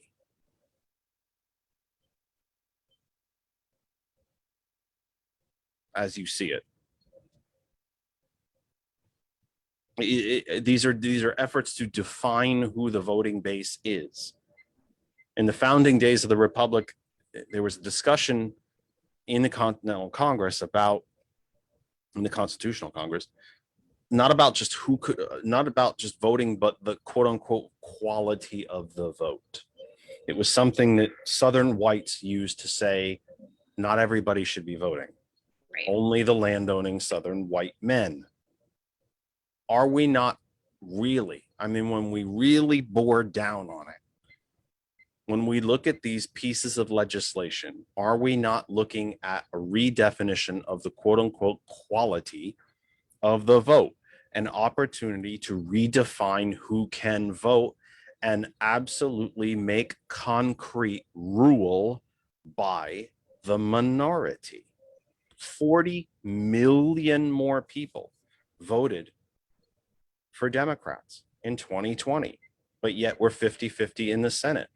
The 50 Republicans in the Senate represent 37% of the country population-wise, and 34 million less people than the Democrats. What are we doing here? Yeah, I think, well, maybe it's not a well-known fact, but when more people show up to elections, Republicans lose. So they're absolutely trying to find ways to keep their power, or to keep some power, and not be completely annihilated as a party.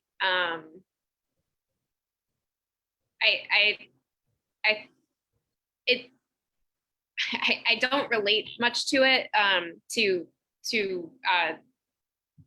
but to Republicans in general. But from what it looks like to me, they, instead of adjusting what they are standing for and trying to represent and adjusting to the people, they're going at it in a more authoritarian style of governance. And I don't see it being successful, and I think that it is going to destroy their party. So I'm not really sure the mastermind behind it.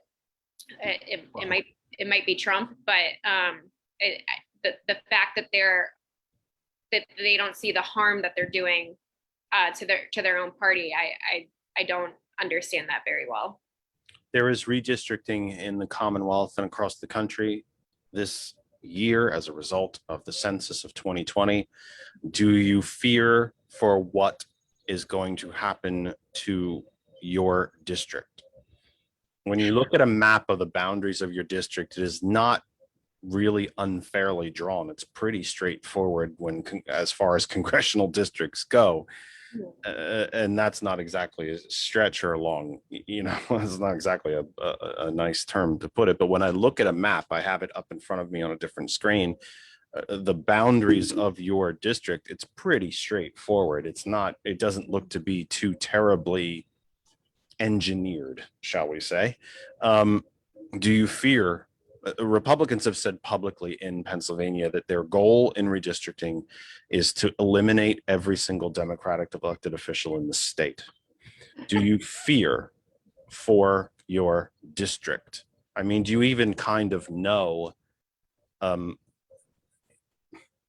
guess it kind of makes it sound like there's something that you don't know or you're not studying. It's not, it certainly doesn't mean that. But I mean, when you say that you're running for the PA03, do we honestly even know what the PA03 is going to look like in another few months? Yeah, I think that that's fair. PA03 was redrawn a couple of years ago, relatively recently. So my thought process is that they're not going to come here again, that it's going to happen. I was thinking it was going to happen out in central PA, that they're going to go after some Democratic districts there. But I think that PA02 is at risk. And so if they're going to target PA02, then it's likely that PA03 would be redrawn. I'm not sure how they would redistrict Philly, the most Democratic district in the nation, in a way that would serve them. Hello. We have a caller on the line from area code 973. Please turn down the program in the back or I can't keep you. You're reverbing over the show. Gotcha. Can I have your first? How you doing? Hey, Bob, how are you? I'm hearing everything. Yeah, it's repeat on itself in the back. Yeah. As I said before, I'm better with rotary phones. So, Bob, thanks for calling in. Your question or thoughts for Alexandra and the crew here. Have at it. Yeah, it's for the group. My question is, if I were to put together a town hall meeting with media, meaning one person would be taking the position on the right, someone, let's say, like a Fox News type of individual, and then we would have somebody on the right from, say, like the Kennedy effect type of position. Would you support, or would they, the group here, support that type of get together? On behalf of Alexandra specifically, or just in general, as far as In general, trying to compete, trying to show Kristen, Jeff, Alexandra, you know, all of them. I'd like to pose that question to them to get their reaction. Alexandra, you're the guest. Have at it. I have an answer, but I'm the host. I get to talk for 4 hours. You're the guest. You have at the answer first. So basically, we would be seeing the inner workings of the Republican Party debating itself, the different side. Is that what I'm hearing in a town hall? No, not really. What I want to see, I attended on Friday.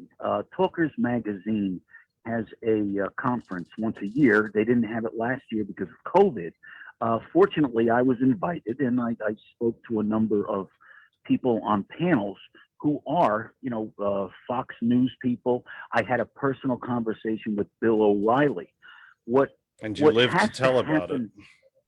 What has to happen here, and I would like to see happen, is take, you know, if this doesn't get resolved in the media, because most of the right-wing people who believe in some of this crazy stuff, they always come out and say, hey, I hate the media. Okay, so you know what? Well, let's get the media out there. Let me take a Sean Hannity and put him on a stage with Jeff Kennedy, and let's ask some questions. I mean, real easy questions. Would you support something like that? Look, Sure. Any democracy works better when there are multiple functional political parties. The United States currently does not have that because there's only one. Yeah. The other one is a corporation. The elected officials, the talking heads, by the way, remember now, Hannity and Limbaugh, when he was alive, were receiving direct cash from the RNC and the Koch network. Direct influxes of cash. Hannity somewhere in the area of $4 million a year. Levin gets direct cash from them. Beck, go down the line. Debate is essential for democracy.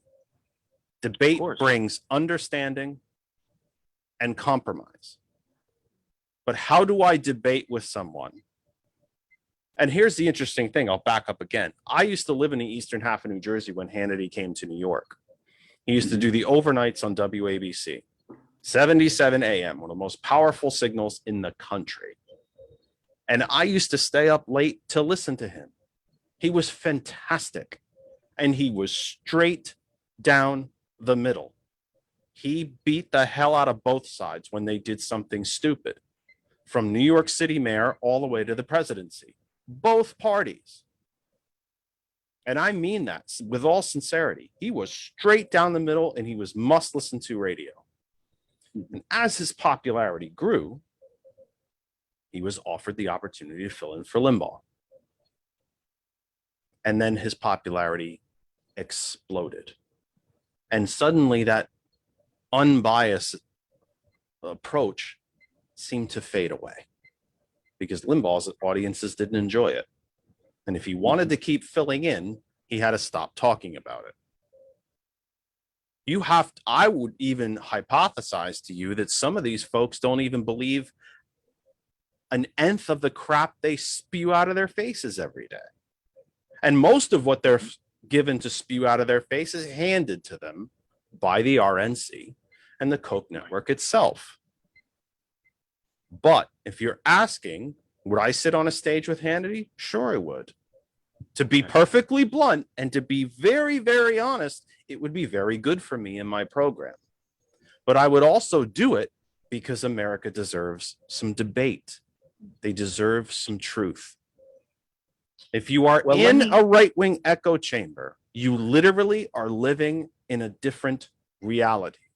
There was a study out of Northwestern University, a study of individuals and their knowledge on current issues and policies compared to where they got their news. Now, folks who got their news or self-identified, and it depends, the study, if there is a flaw of it, depends on the honesty of the participants. The group of participants who said that they got their news from traditional news sources, including foreign news sources, i.e. the BBC, the Guardian, CBC, Al Jazeera, etc., were the single most informed group. The second most informed group were a group who self-admittedly did not pay attention to the news whatsoever. The third least informed group was the group that got all of its news from Facebook. And the least informed group was the group that self-admittedly got all of their content from right-wing hate talk radio, Fox, Newsmax, etc., etc., etc. A large percentage of our population is living in a different reality. 61% just this week of Republicans, self-identified Republicans, because I don't think there's a lot of real ones anymore, still believe that Joe Biden is not the legitimate president of the United States. That's a different reality. There's a significant portion of the population of the UK that doesn't like Boris Johnson, but they damn well know he's the prime minister.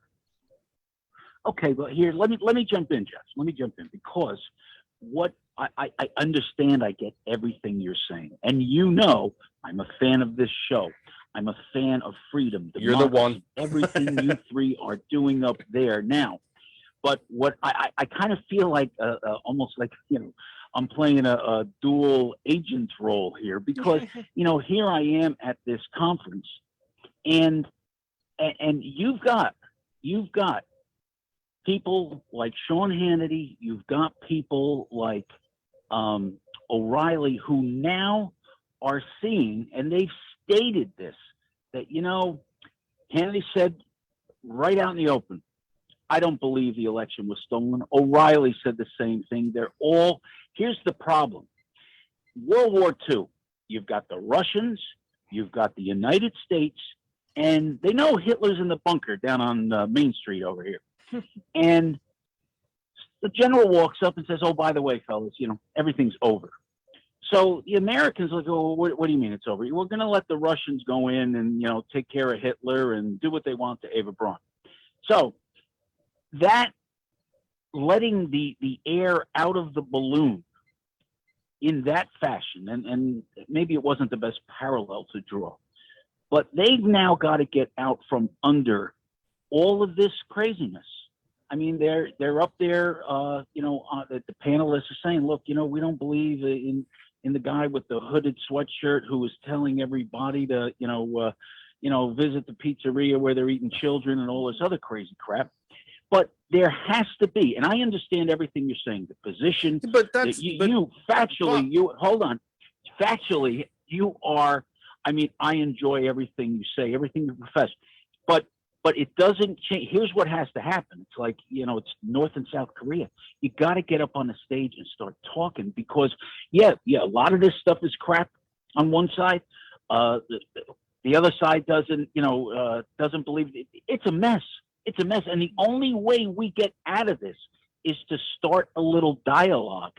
And aside from hitting them with facts and figures and everything that they, you know, may not have either accepted or understood, but it's got to start. And that's the spark. That's what I am going to do. And remember this conversation, kids, is that I am going to have a town hall. It may not be with Hannity and Kennedy, but it's going to be with a top right-wing personality and someone from the Democratic side. So let me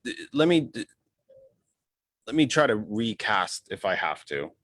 I don't necessarily think I have to, but let me do it anyway. mhm. I don't disagree with you for a second. I don't.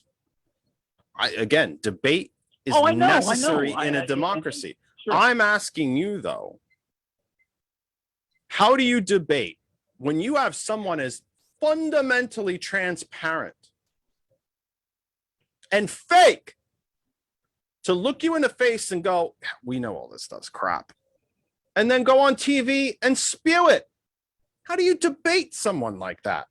How do you debate someone in a hotel conference room with 500 people who, and some of them are going to be just as nuts as they are, that they fed an entire alternate reality in this country? And behind the scenes, when we're having a cup of coffee before we take the stage, you'll say, don't worry, I know it's all crazy. And then as soon as they go out on stage, throw the gates open. How do you have a debate that way? But I agree with you that the conversations have to start. You're a listener to the program. You are a guest on the program. I close every program with have conversations. Go to your neighbors, help them, go get groceries for them, bring in the trash cans, whatever it might be. And when you do, ask them, how are you? And have a conversation. When we start having the basics of conversation again, how are you? How's the family? Wow, it looks like the roof is leaking. Do you need help with that? You're painting, your garbage cans, senior citizen Smith next to me are awful heavy. Let me drag those out for you. Then we can start having the more deeper, serious conversations. But how do you have conversations with people who are in a different damn reality? And it affects someone like Alexandra, who has decided to jump into the fray, into the deep end of the pool, against a party who doesn't think she should even exist. Her district shouldn't exist. Her voters shouldn't exist. We don't even deserve that. But it's that, listen, it's that passion that will spill over or bleed over, because we are all on this show right now. It's Sunday night. I live at the beach, okay? But I'm we're here coming, with you Bob. guys. And we're coming to that beach. And we're you storming can't come to that this beach, Bob. It's going to be Normandy from the other direction. We're storming the Kosh Beach sometime this summer. That's right. God, I promise That's you. right. Hey, and by the way, it's not only ABC's got a strong signal. WOR 710 a.m. in New York has the same signal, folks. Tune in on Saturday morning. Right, 50,000 watts AM clear channel signal. At its height, depending on atmospheric conditions, I don't want to get too far into the weeds, WABC and WOR both can be heard, and I think it's 37 states, Bob, if I'm not mistaken, and into Canadian provinces, to be honest, and out into Puerto Rico and all of it.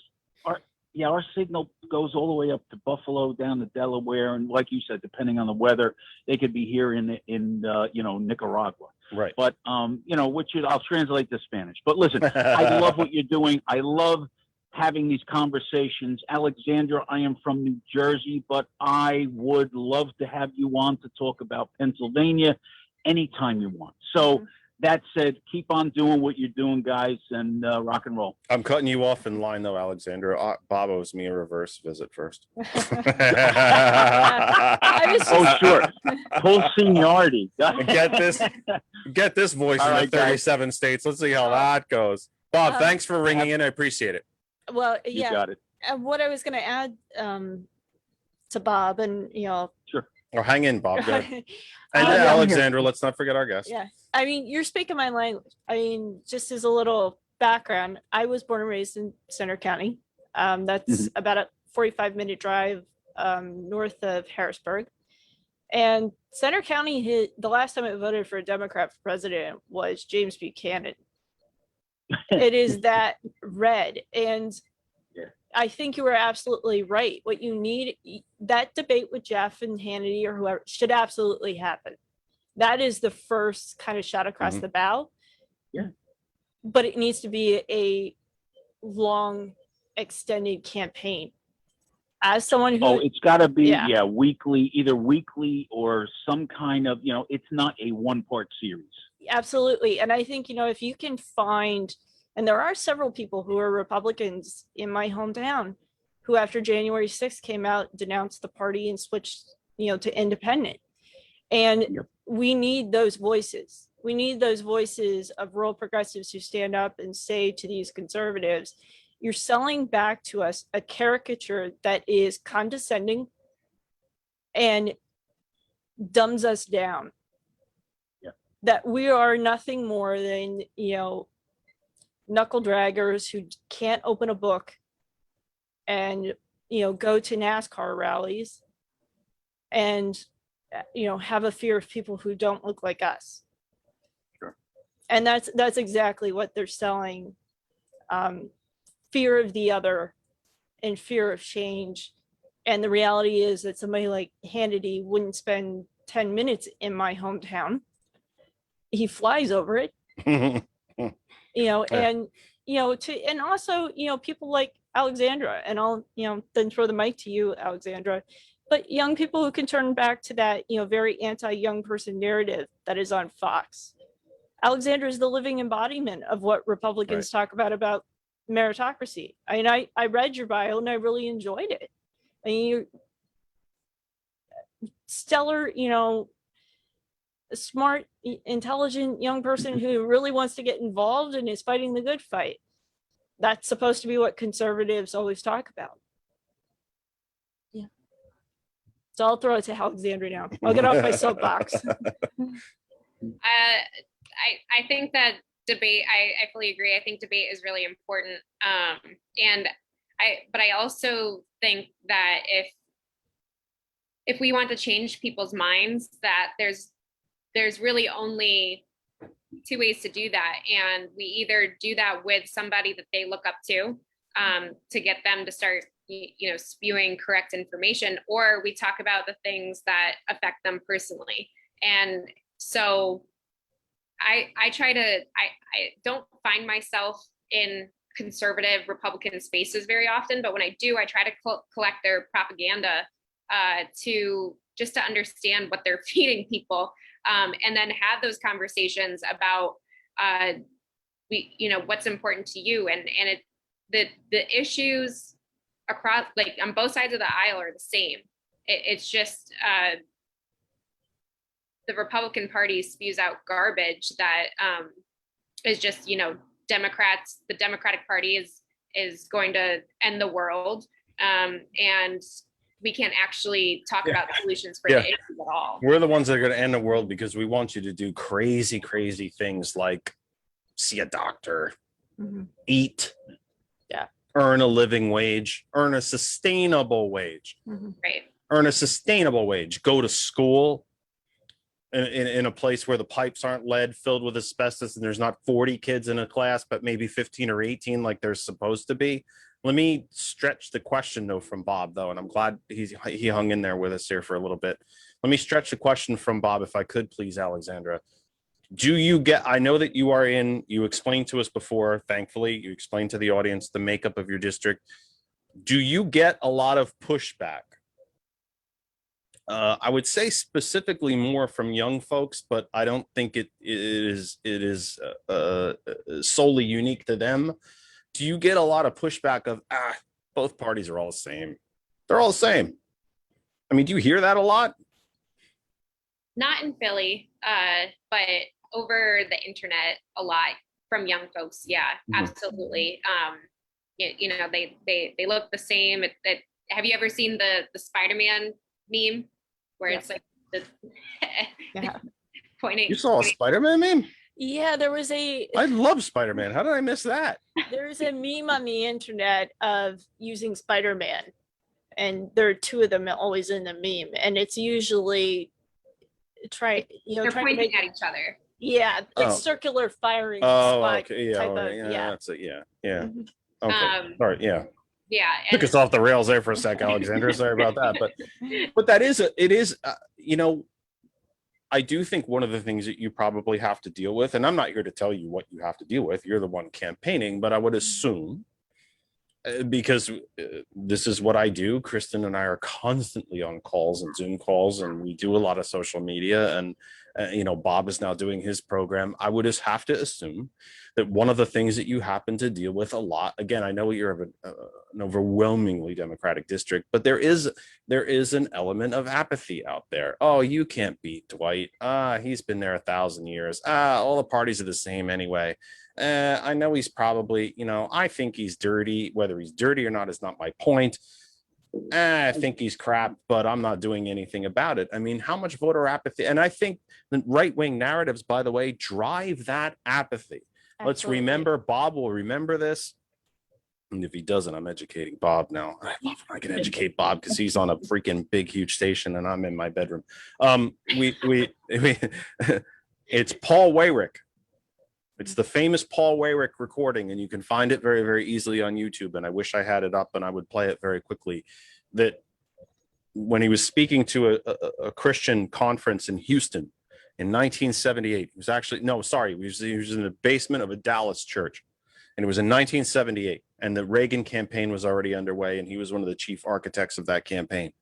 And he stood in front of that crowd and said, "You people," as a start, because we always know how many bridges that builds. "You people have something I call the goo-goo complex. Good government. You want everyone to vote. Well, let me tell you something. I don't want everyone to vote. Because to be quite honest, our leverage in elections goes up as the voting populace goes down." How is that apathy? Again, you're in an overwhelmingly Democratic district. I get it. But how does that apathy, when you do see it, how do you deal with that kind of apathy? Well, Sean Hannity told me there's no difference between you guys. Glenn Beck said you're all the same. Mark Levin thinks you're all the same. How do you deal with that? Well, I think that one of the key instruments to our movement is hopefulness. And so the apathy that I've been seeing is coming from the Democrats not passing Biden and his administration not passing some of the things that they promised that they would do on the campaign trail. And so that is causing voters to kind of take a step back and be like, well, that we're not getting what we needed or what we wanted with a Democratic president, even though he campaigned that he would be the end all be all answer to all of the issues that Trump caused. So that's where I'm seeing apathy. But I think that Philly is pretty involved, pretty engaged, very radicalized, and ready to stand up for ourselves. I think that that there has been a lot of movement building in Philly for this push to get representation of the type of politics that we really want, that would transform our community. So I in the district, people are pretty engaged, and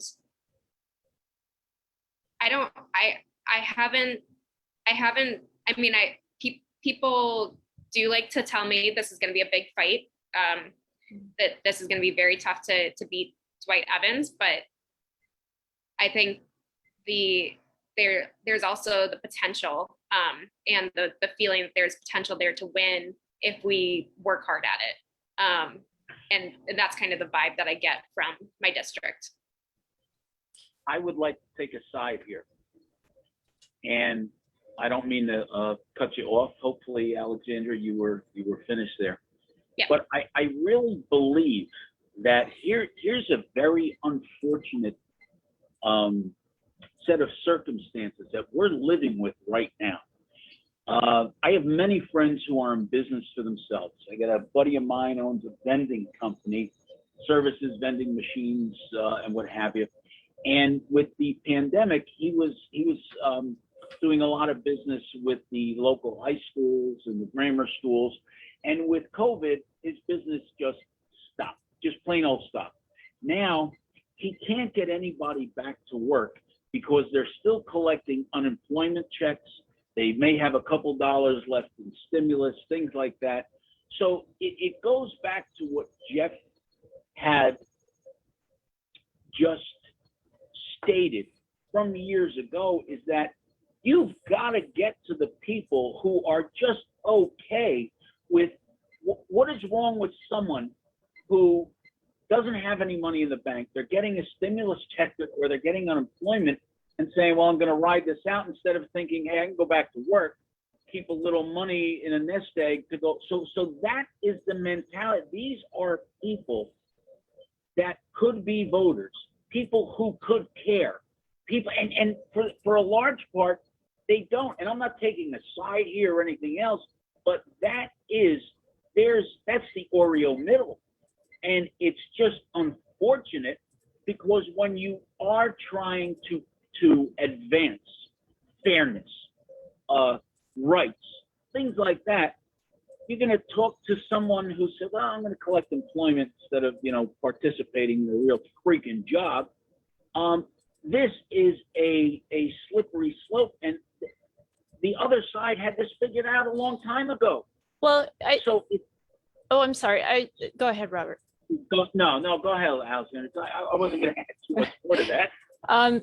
Well, I was just going to jump in here and add, because I'm part of a group called the Hub for Progress, which is a grassroots group in Central PA, and Jeff and I are both in our Revolution PA. One of the things I've been working on lately is, the labor shortage. And the more that I dig into it, the more that I realize we're all speaking in generalities, and we're all speaking somewhat from assumption. There's a labor shortage in certain sectors, and in other sectors, it's, the decision not to return to work is encompasses so many factors. People who can't find childcare, people who can't access the vaccine still, and they have someone in their family who's high risk. So they're in the decision of, do I go back to work and risk my family member's safety, or do I try to ride it out and just make it on the unemployment and the stimulus that I'm receiving? Right. And the section of that workforce that you're right, they are getting paid more on unemployment because they were getting paid crap in the first place. Right. Sure. We keep specifically of this very narrow vein of people, and once again the mentality. So I get everything you're saying. I agree with everything you're saying, and it's absolutely horrible that these circumstances exist because of what happened. But I just want to stay in that narrow vein, like I just mentioned, with respect to the way people think, and that segment. And I can't say I have no stats, I have nothing like that, but it's, once again, it's the mentality. So I'll send it back over to you. Yeah, I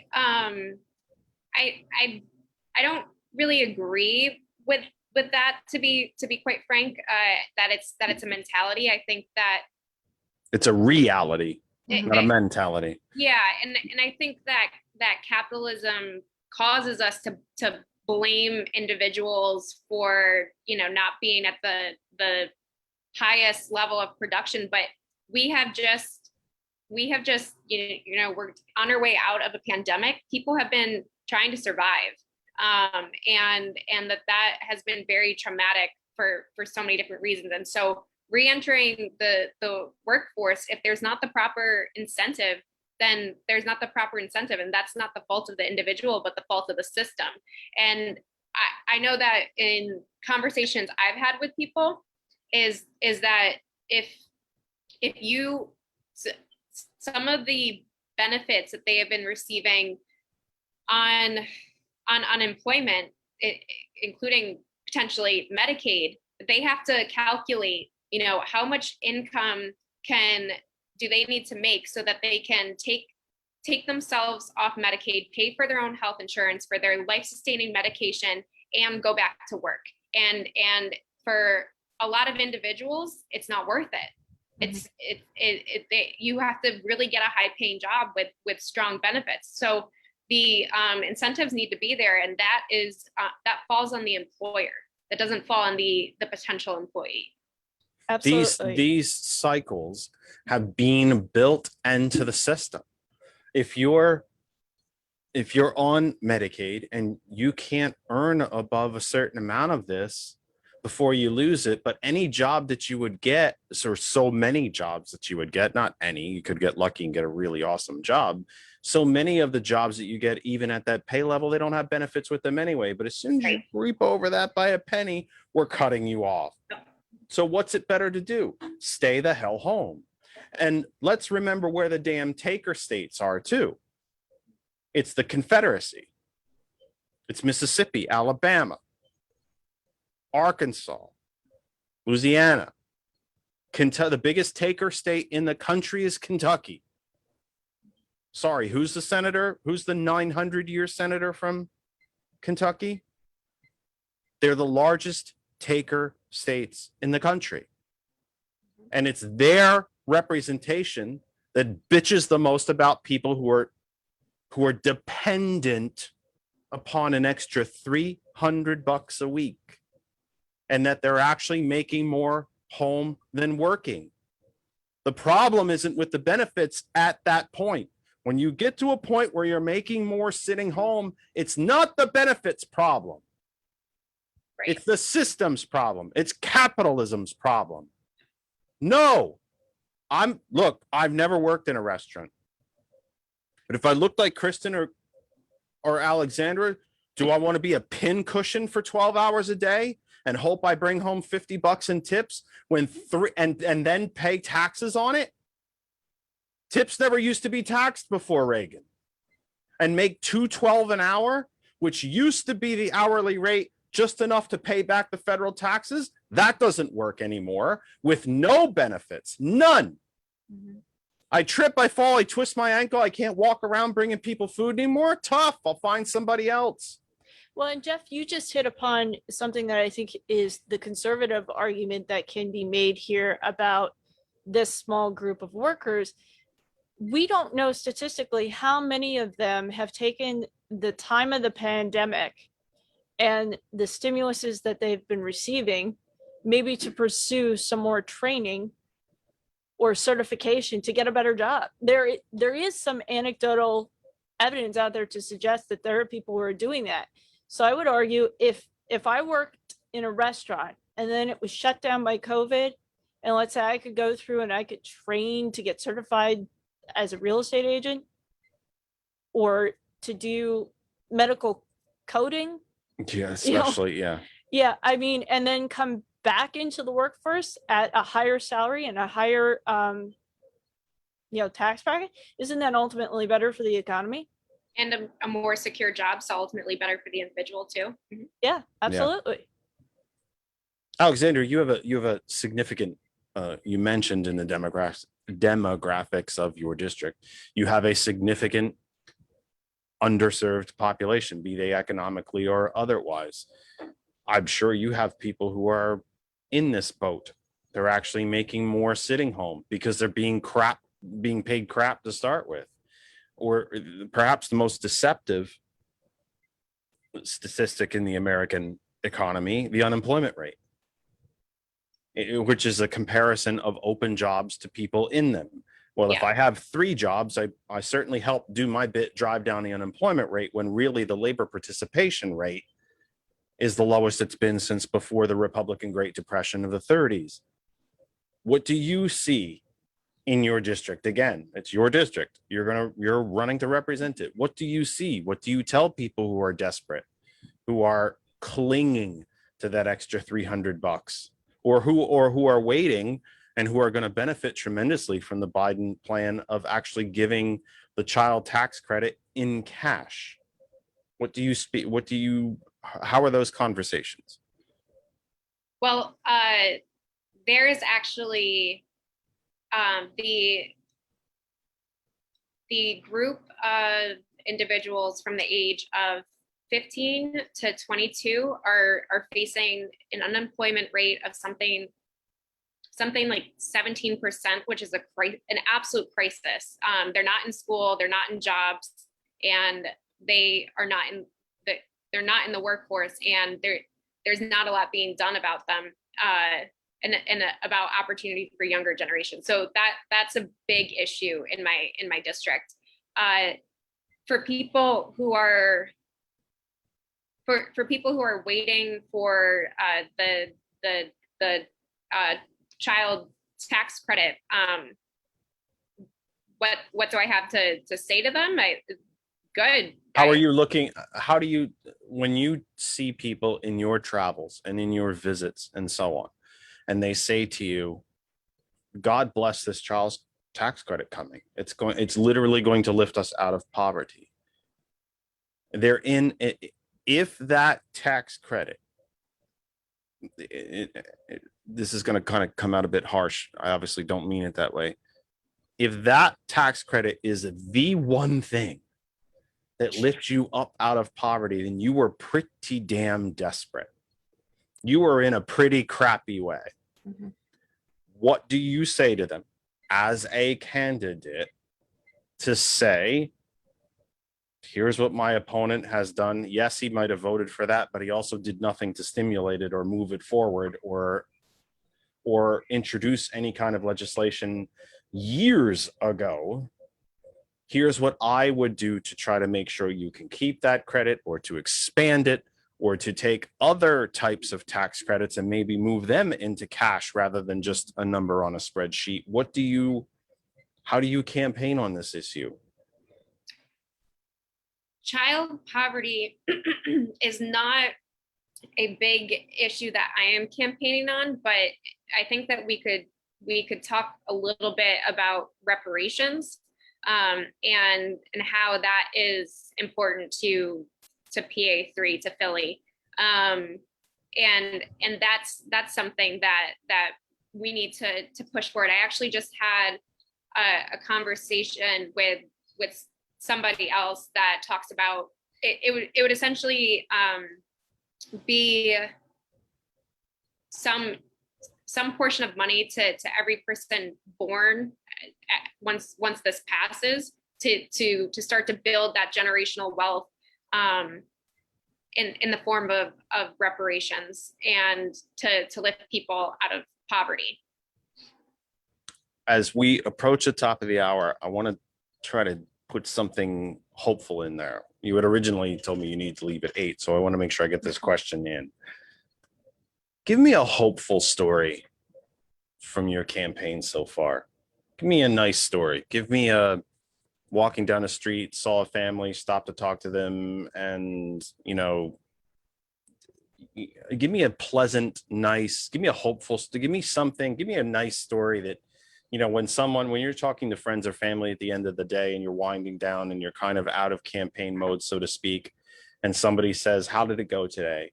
And that one thing pops in your head of just that super smile, happy, yeah, I know why I'm doing this kind of story. Tell me a good, hopeful campaigning story. It wasn't it was over Zoom. Isn't everything. And I met with it's mainly a student group, but there are some teachers and maybe some parents involved, but it's now I'm blanking on the name of the organization. Philly BSA, Philadelphia Black Student Association. That's it. Philly BSA. I met with them, and we were talking about the issues that they face. We talked about my platform for education, and why I was so interested in meeting with them. And I had told some other youth groups that were more national that I wanted to hold off meeting with them because I wanted to meet with the kids, the students from my district, that they were my priority, and that it didn't feel right to go to national groups when I have, so many people here. And I shared that with the group, but what they responded to that with is that they weren't used to candidates or office holders ever prioritizing them. And that's what we need to normalize, that they deserve to be prioritized. And so that meant a lot to be a different voice there and to interact with them and to make them feel like a politician's priority, because they are. That's the kind of hopeful thing I was hoping to find, because doing this on a daily basis, it's very, very easy to get beaten down. I'm not campaigning the way you are. I've done it, but I'm not currently doing it. But just all the different phone calls, all the different Zooms, all the different meetings, all the different policy platforms, all the different things that Kristen and I do on a daily basis. And sometimes I hear her on calls exasperated when I'm just trying to watch the football match, and and even I get irritated from a different room. This is the kind of thing that can really, really beat you down. And as passionate as you are about this, as deep as you are into it, as committed as you are to it, I could see a time where you're just like, you know what, this is for the birds. I'm done with this. And then a hopeful story like that happens, where you've touched somebody, you've connected with somebody, they smile at you, they're happy to see you, they, whatever it is that you, however those connections are made. I mean, whether it's bumping into somebody at the coffee shop, they recognize you, or whatever, they smile, and maybe even if I've been lucky enough to have this to me too, that even if they don't agree with you, they say, but you know what, I listen anyway. And, stay healthy, stay safe. And that's good enough. And it does make it all worthwhile. So I'm glad that we could get a nice story in there. You were still planning to leave at the top of the hour. Am I correct? I was planning on giving you till 8:30, but no, that's fine. Good. 8:30. Great. Now you're around. Now you're stuck. Now I own you for another half an hour. Yeah. Oh, jumping to another hot button topic. I know you mentioned that prison abolition and criminal justice is a big platform issue for you. Do you want to give us an idea of what's on your platform, and maybe you can even talk about what's happened in Philly? Larry Krasner just came out of a very hot and contested primary with Carlos Vega, so that is, I'm sure, top of mind for everybody right now. Yeah, and a good sign for my own race, that Krasner won, and he won so well. But prison abolition is a big issue as we as a society start to address the roots of white supremacy. Prisons uphold the prison system upholds white supremacy, and it's a form of modernized slavery, and basically it takes people out of their homes, out of their lives, and puts them into prisons, and then exploits their labor for different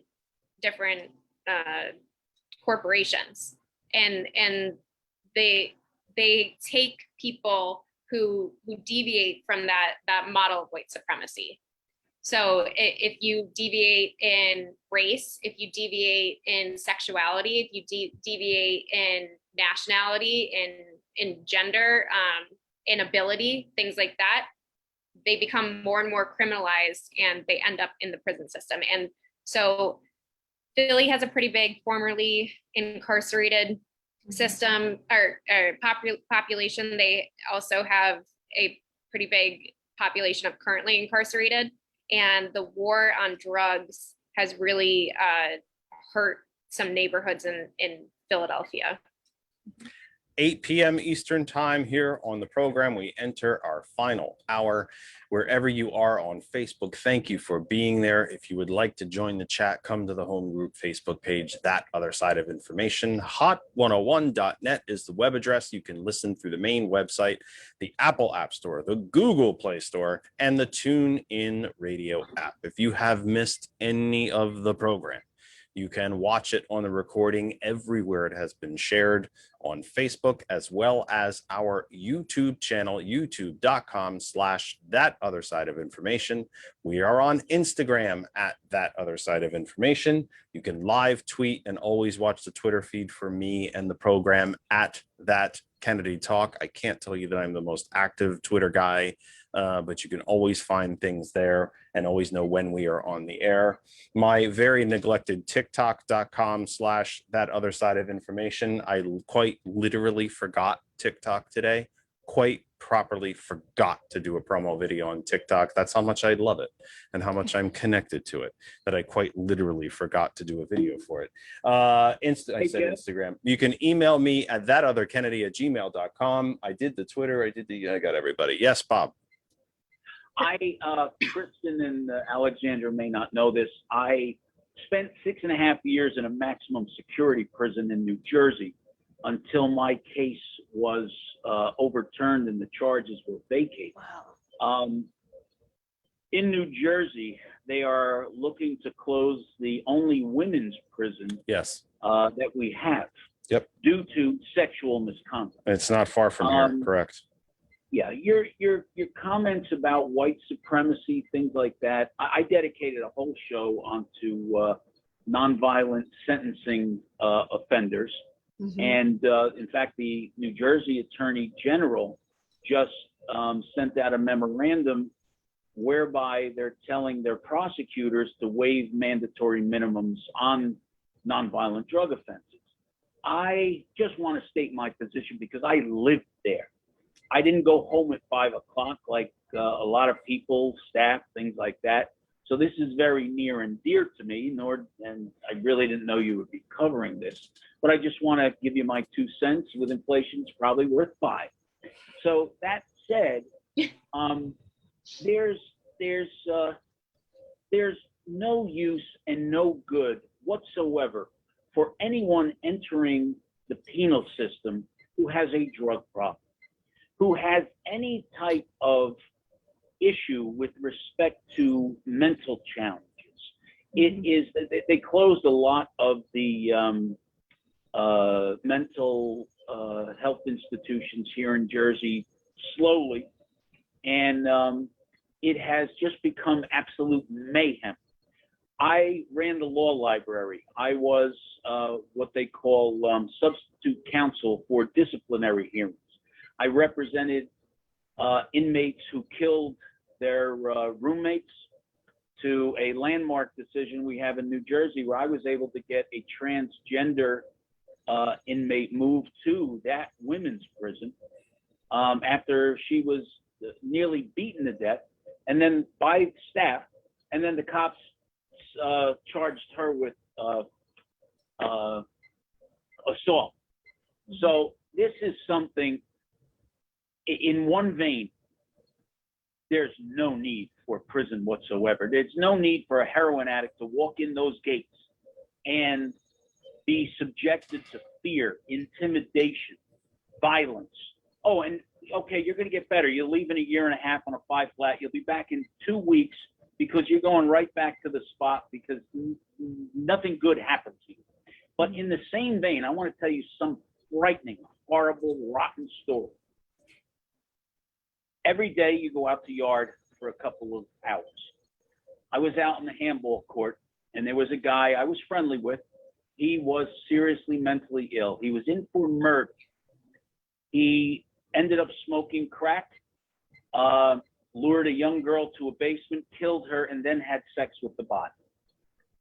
He took a plea bargain, a 30-year with a 30 mandatory minimum. They now moved him to civil confinement. But in prison, you have staff that is female, and this was an all-male prison. I will never forget the chill that ran through me. Some of the staff were walking outside the fence, leaving to the front gate so they could go to their cars and what have you. And he said, loud enough but still under his breath, as he looked at these women, and he said, "You don't know what I will do to you if I ever get out of here." And I heard that. And to this day, I stay up at night thinking of that. So there is a need, but there's got to be evaluation. There's got to be, I mean, if someone is seriously threatening the greater good, our population, they need to be away. If the death penalty is not available, I'm not a huge proponent of the death penalty, but I lived there. I know what goes on. I know the people who will be released to these streets one day. That should put the fear of God into many. But in the same vein, it serves no purpose whatsoever for petty crime. All it does is just, you go through sensory deprivation. This is only a 3-hour show. We could be on till Wednesday.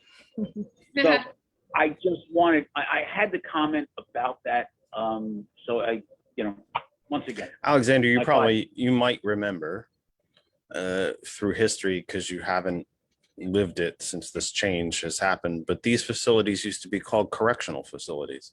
Is there any correction going on? No. And I mean, I think that Bob made a point that maybe he wasn't intending to make, but this person is mentally ill and they are in needing of services that doesn't, we need to move away from a system of punishment, a system of correction, and towards rehabilitation and restoration. And so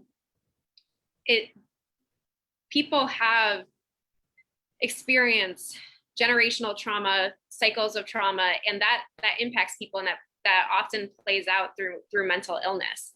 And instead we try to punish it out of them instead of helping them and rehabilitating them into functional people within our society. So yes, that man murdered a young woman and threatened other women, and that's terrifying. But I still believe that prisons are not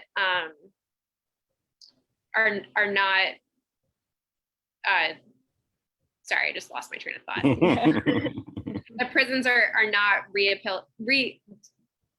rehabilitating people to return them functionally into society. There's a different goal, and that goal is profit. Yeah. Profit. Let me ask it to you from this standpoint then, and even though you kind of just gave the answer, but let me just ask you kind of the same question from a different angle. We know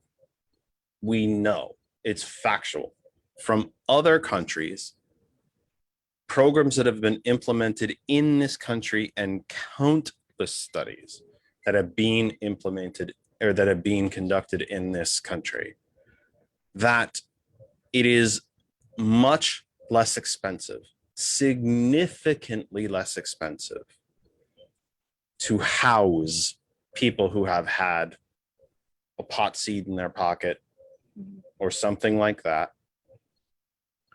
It is significantly less expensive to the entire judicial system to have police officers on patrol accompanied by domestic abuse counselors, drug counselors, to take people who are arrested for addiction and immediately get them into treatment and bypass the prison system whatsoever.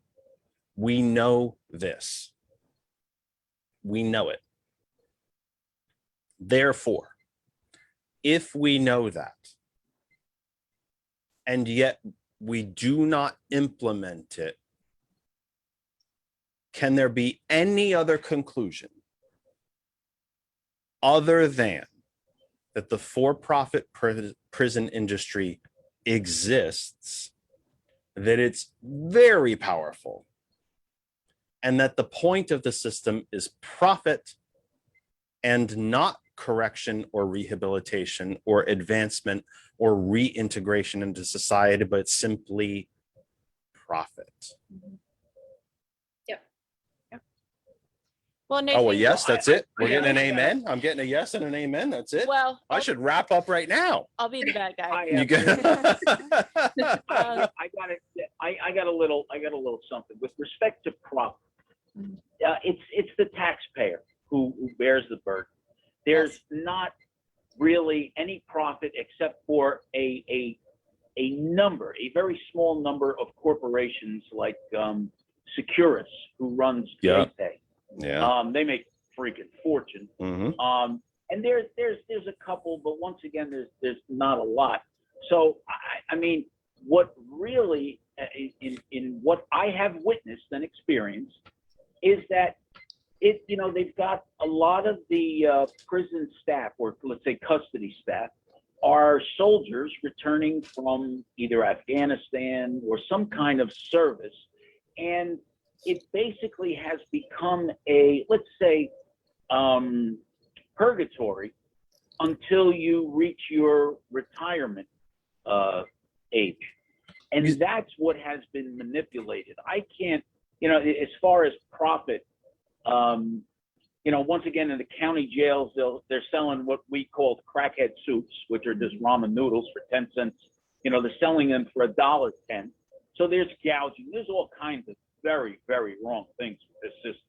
But as far as a profit, in the United States, we went from I put this in the first chapter of my book. I think 20 some odd years ago, we were at a $3 billion cost for prisons nationally, and now we're up to close to $43 billion a year. And you notice the way I'm saying billion is just like the way Jeff said. Just want to throw that in. Oh yeah, well that's the right. You have to emphasize it. But Alexander, when you were campaigning, and you campaign on an issue like criminal justice reform, I think one of the there's a question in here, I promise, but I think isn't one of the things that we suffer from by campaigning on this issue and making this issue important, that we are somehow being cast, the Republican Party and the Republican corporation and even some Democrats, sadly, have done a very good job of labeling criminal justice reform as soft on crime. Do you get that pushback when you're out? Do you have to explain to folks that, look, serious criminals should be locked up? We get that. This is the basics. This is simple. Whatever anybody's told you about criminal justice reform, nobody's saying throw open the doors to the jails and let the inmates run free. We're talking about that, hell, maybe even 10, 12, 13-year-old young black man who has the remnants of a leaf of a pot plant in his pocket. We're talking about people who are legitimately mentally ill. We're talking about we're talking about, if you believe in small government and you believe in lowering government spending, criminal justice reform is the issue for you. We're talking about saving taxpayers tens of billions of dollars. We have 4% of the world's population, 25% of its prison population. Do you find this is a difficult issue to run on, an easy one to run on? Do you find that you have to explain what criminal justice reform from a progressive point of view actually means? Tell me about your experience on the trail. It's pretty divided. I think that when I am in predominantly Black neighborhoods, they approach me thinking that they need to get me there on criminal justice reform, and I'm already there. So we're aligned, and they know they have felt the pain of this system. It with people who hold more privilege, that's where it takes some work and some explaining of what is the point of this system? What is the point of criminalizing certain aspects of people's identity, and who does that serve? And then we kind of break it down, and that's where the work is. People who hold more privilege and haven't experienced the pain of this system, which is a very large portion of people, especially in Philly, have experienced the pain of the system. Yeah, the best explanation I ever heard about messaging on this topic actually came from the warden of a prison in a neighboring town where I grew up. He said something along the lines of, we need to be able to differentiate between the people that we're bad at and the people who actually threaten our safety. And I think that's that great distinction. That's what we're talking about. Do you think in the course of your campaign, there's a lot of energy in the activist side on this topic? Do you find that extremely helpful? Do you find that sometimes it's not helpful? And how do you negotiate that? I am a survivor of sexual assault, and a lot of people like to come at me with, what are we going to do with the rapists and pedophiles? And that they approach it as, we need to protect people, and my assault, neither of the people who assaulted me are in prison.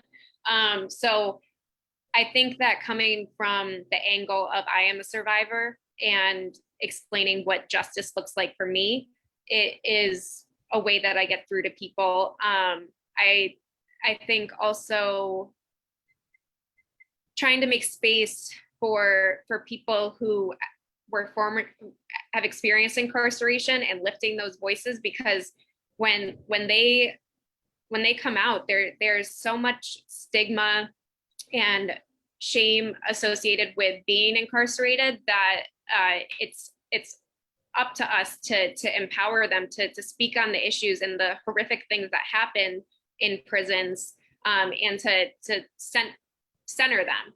So talking to people from that angle of yes, you might be trying to help, but people who have lived this experience, why don't we let them speak and echo what they're calling for? On that particular topic of your own experience, you mentioned that neither of those individuals, neither of your attackers have been arrested or imprisoned. What do you feel in the system needs to change to make sure that that doesn't happen going forward? Accountability is something that we need at all levels. And so when we talk about restorative justice or reparative law, essentially it comes down to having someone understand the harm that they did, and then paying reparations for that harm.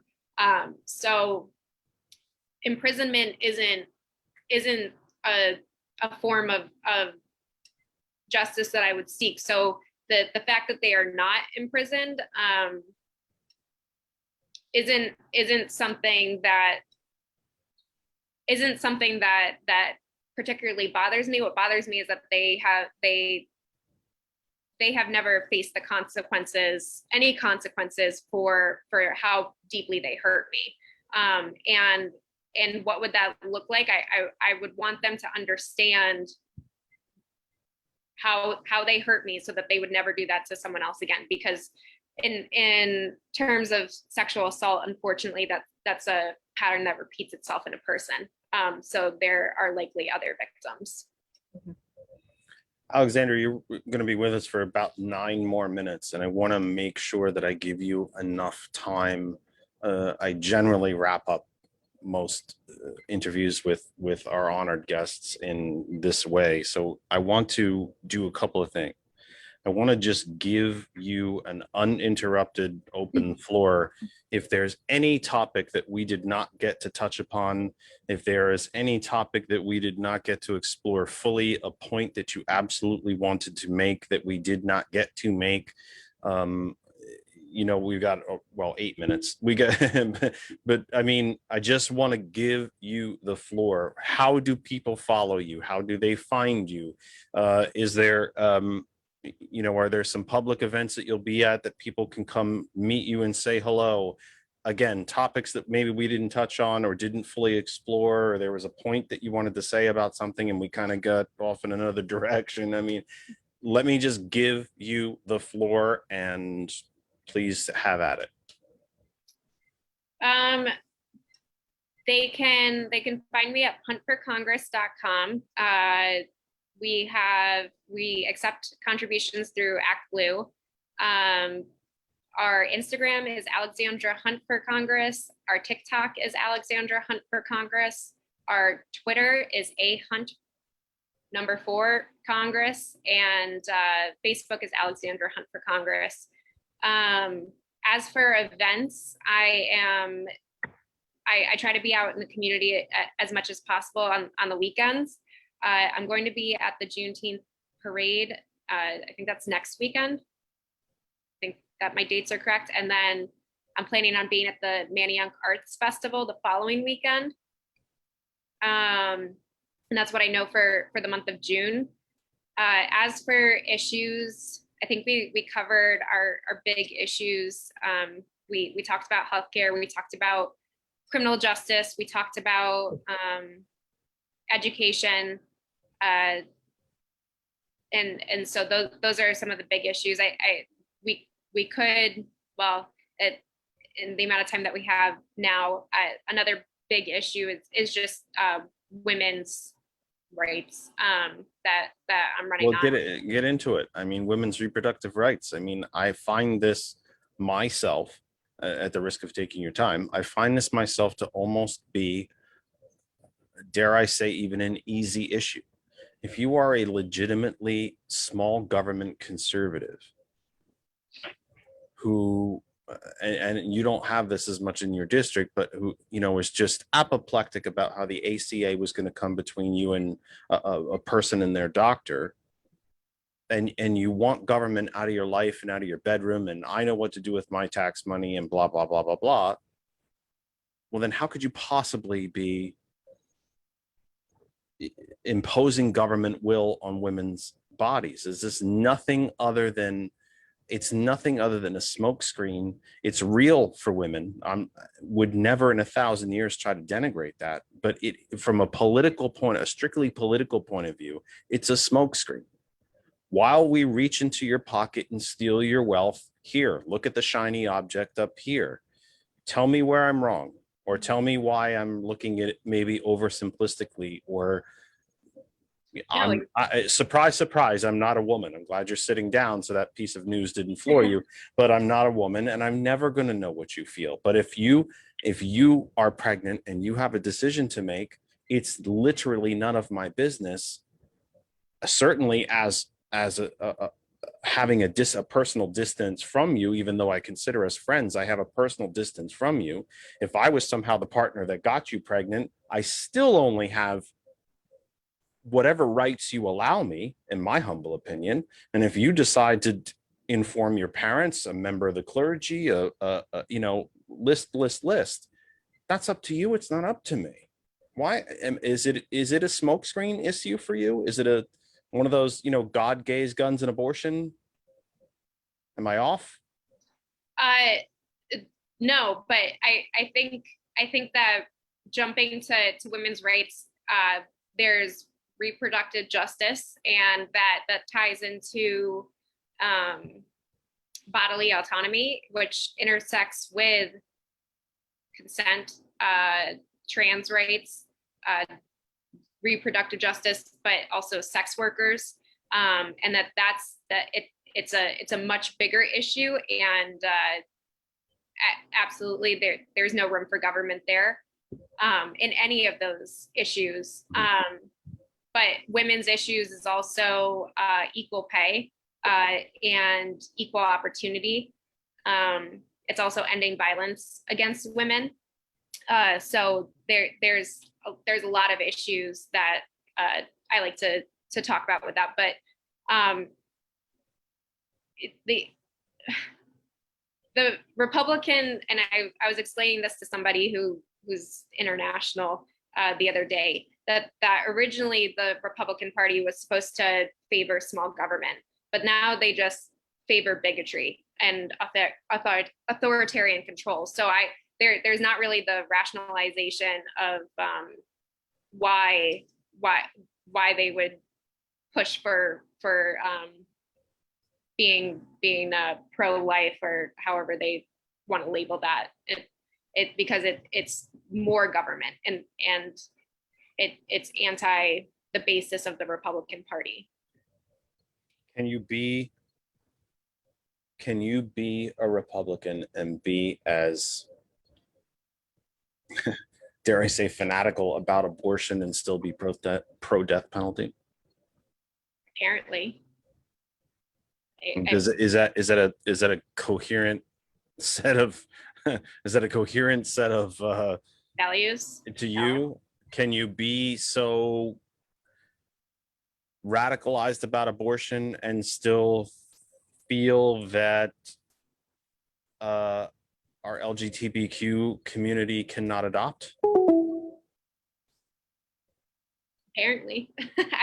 I do not understand the Republican platform whatsoever. Is there a Republican platform?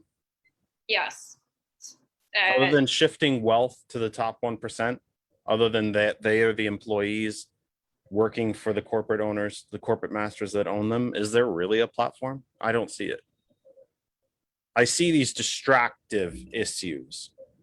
I see God, guns, gays, and abortion, but I don't see. I'm still waiting for the Trump healthcare plan. You waiting for that one? No. I mean, but what am I missing? There's no platform. Their platform is maintain power. How? That's it. Any way possible. Yeah. So one more time, how does everybody? I don't know if you can scribble fast enough all of this on my behalf, please, if you can. How does everybody get a hold of you and follow Alexandra Hunt and learn more about you and your campaign and where you're going to be? Just give us all the social media one more time. huntforcongress.com, Alexandra Hunt for Congress on TikTok, Facebook, and Instagram, and @Hunt4 Congress on Twitter. All right. And Alexandra, your website is in the chat, so it'll be right under this video. Right. Wonderful. Yep. So anyone, if you'd like to learn more about Alexandra, you'd like to support her campaign, you want to check out her social media websites, her website's in the chat right under the video. I am going to see you in about however many minutes. I am wrapping up this program, but I think I'm going to see you at our revolution in a few minutes. And let me just say, even though I will do this again when I see you on the other call, I am eternally grateful for you being here, and especially for the amount of time that you took to be with me, with Kristen, with my audience, taking calls, taking the comments, topics and issues and stuff kind of all over the place. I am thrilled that we've had the opportunity to meet you.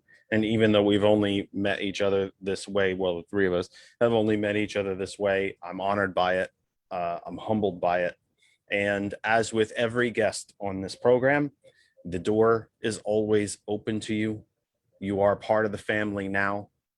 And I hope that I very much hope this will not be the last time that you come and visit us. You have an open door here. All you need to do is tell me and ask, and you are welcome to come here and I hope that you will do so. Thank you so very, very much for being here. I'm sincerely very grateful. Thank you so much for having me. It was great. It was great chatting with both of you and working through progressive issues. I loved it. Thank you. It's lovely to meet you. And I'll probably chat with you in a couple of minutes too. Yeah, see you soon. Bye. Thank you, Alexandra. That is Alexandra Hunt. She is running for the Democratic nomination for the United States House of Representatives in Pennsylvania's 3rd District. The phone line remains open. We will carry you to, well, we'll carry you, I guess, as long as, you know, natural courses carry. If we make it to 9, then we will say goodnight to you then. But the phone line remains open, 267-227-9189. Phone line is open and we want to hear from you. You may have heard in the background, I know you did, because I can see that smile on your face, that the boss has come into the room. Is she still in here? The boss is in the room. My cat, my senior cat. Is she still here? Or did she go back out? She's not happy. We've been up here quite a long time and she's not been on my lap and she's not happy. I think the fur baby has left. She's having a go. She had a proper go there right at the end of Alexandra's visit. She's not happy.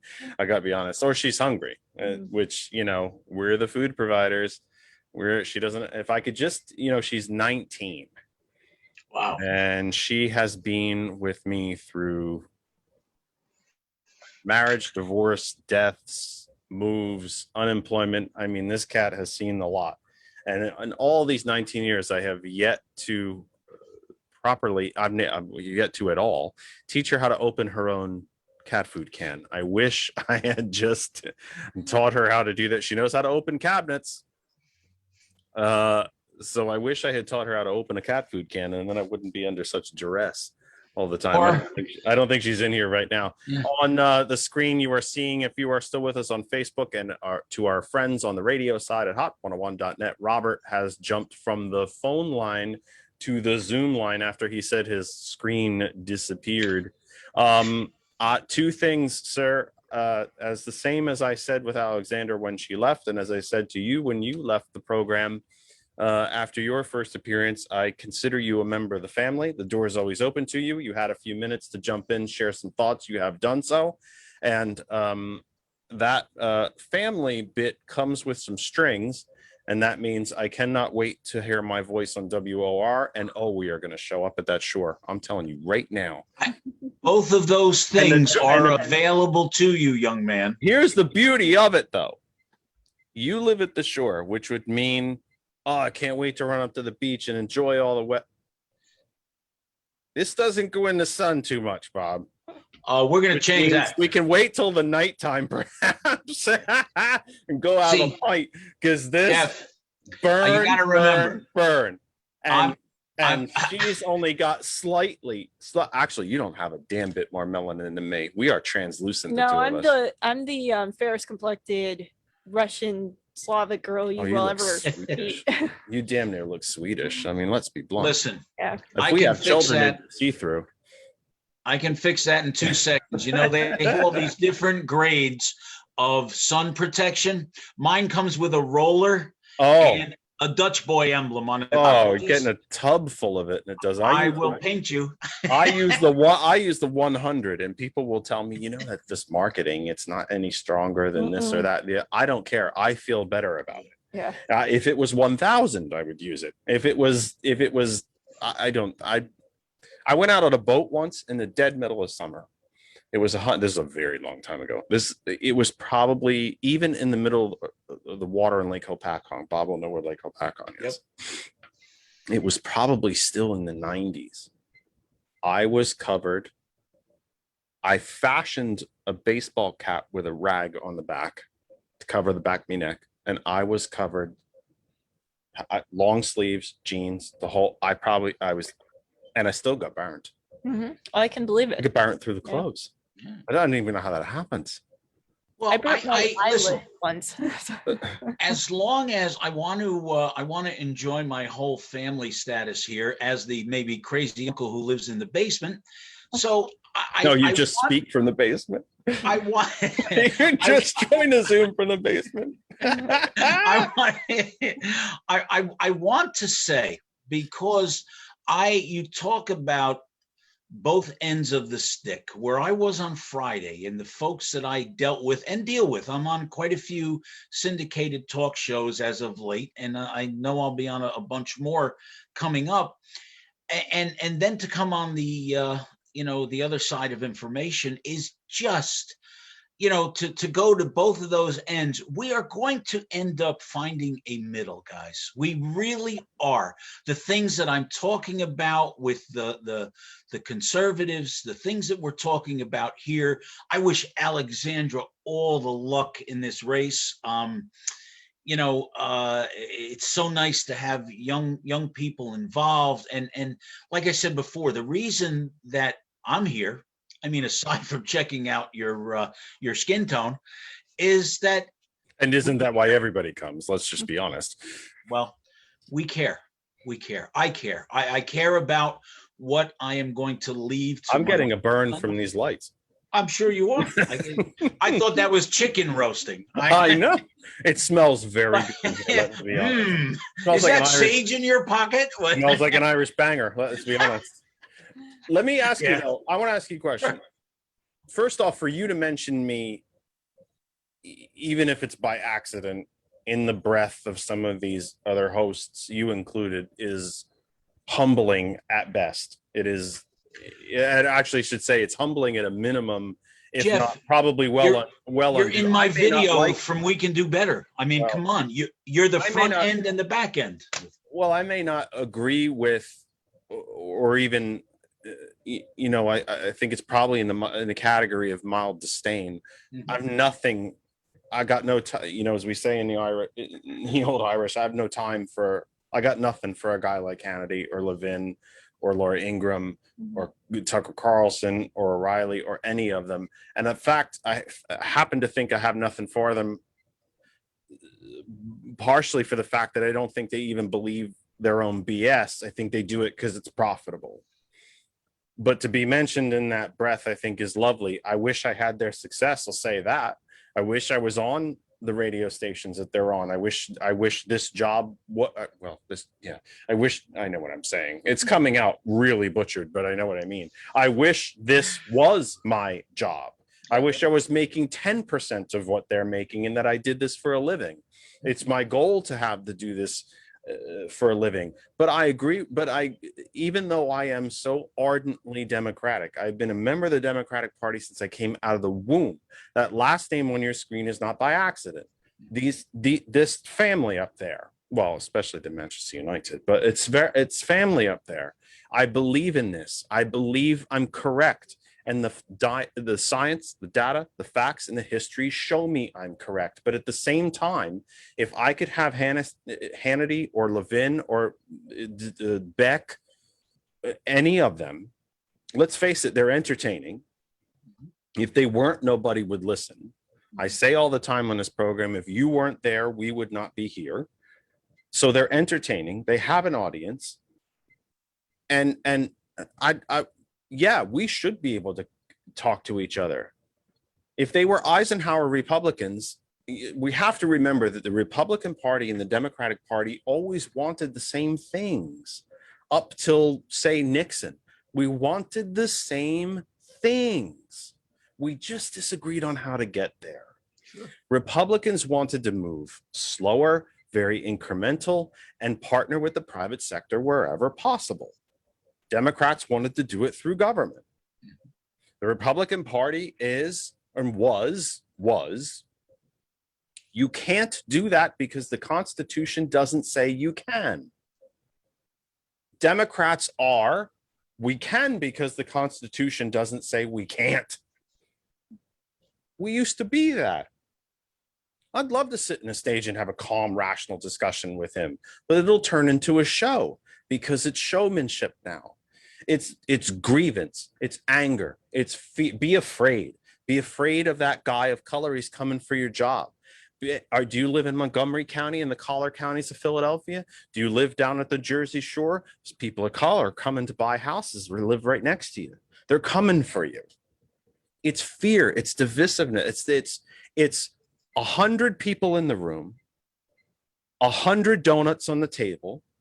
One middle-aged white guy or older white guy takes 99 of them, hoards them, and proceeds to walk around the rest of the room and tell the other 99 people, the guy next to you wants the last donut. He's going to take it. Or the government's going to take it. That's what we're talking about now. We can't have these discussions. I desperately wish we could have these discussions. I've got nut job conservatives, Republicans, Trumpers in my own damn housing complex. I wish we could have these discussions because I'll win them. Because Listen, I'm right. I'm correct. Will. But we can't even get to having these discussions when we're into kind of what I was trying to get. You know, when you brought it up, it's not about me disagreeing with you. It's that we're in two damn realities. Don't we have to bring reality back first before we can have these discussions? Well, you know what, Jeff? We've been through civil war, economic depression. We're in another one, Bob. I know that now. I know that, but how it's do we not get a out? shooting war yet, but we're in one. We'll get out. We'll We will get get out out, because and we one will- side's going to have to be defeated. Well, you know I think what? That's dangerous though, too, because that is the conservative narrative. They want a civil war. I don't think we should buy into that narrative. No. What we need And to I say agree is with you, Kristen. un-American. Look, Yeah. Bob will remember this. I hope you'll remember this. Why do I say that? You're sitting here, you'll remember it. There's the line from, he's going to geek out. I'm going to geek out for a second. There's a line from Lord of the Rings when they're at the hall, at the main hall oh God, in the Horse Kingdom. Why am I forgetting the name? You're asking the wrong girl. Why am I asking you? You know Lord of the Rings. I have seen maybe half of one. They're Lord of in the the Rings. king's hall. Gandalf is trying to convince the king he needs to go to war. And he says, I will not bring open war on my people. Aragorn takes a pipe out of his mouth and says, war is upon you, whether you would have it or not. I don't believe that's true, to be honest with you. And growing up in a small town, You have Republican legislators across this country I'm not talking about who the have leaders. said that we should be lined up and shot simply because we're members of the But we- Democratic Party. If but what that's not a we- war, I don't know what you call it. Just give me a sec. What you risk by focusing on those radicals is elevating their message. It's not us focusing on them. It's 30% of the self-identified Republican Party. Yes, 30% of the Republican Party in a country where Is the majority still of millions, voters are Democrats. but it's still millions of people. Yes, but don't give them oxygen. It's still millions of people. I try to ignore City fans too, but they won the league. But I can't again, get Let's around see. it. What Kristen is saying also, we have to move I away don't from disagree just with taking what she's saying, positions. but it doesn't make them go away either. Right. There's- And I get all that. This is why I am going to put together this town hall and remember this conversation. I am going to, whether it's with me, you, I haven't Fred, Ethel, forgotten Lucy, your. Ricky. I haven't forgotten WOR, your shore house. I'm certain as hell not going to forget this. All right, well, those- conversation. all right, I'll tell you those are what, the- I'm holding you to all of it. It's nice that they got top billing and you're welcome anytime, but we have to move away from positions and just open up. And that can happen. I've seen it. I saw it on Friday. There's something coming down the pike, kids, that will, help. Mhm. Will How help. is this? How is the program going? How is it progressing? Outstanding. No pun Outstanding. intended. How is it progressing?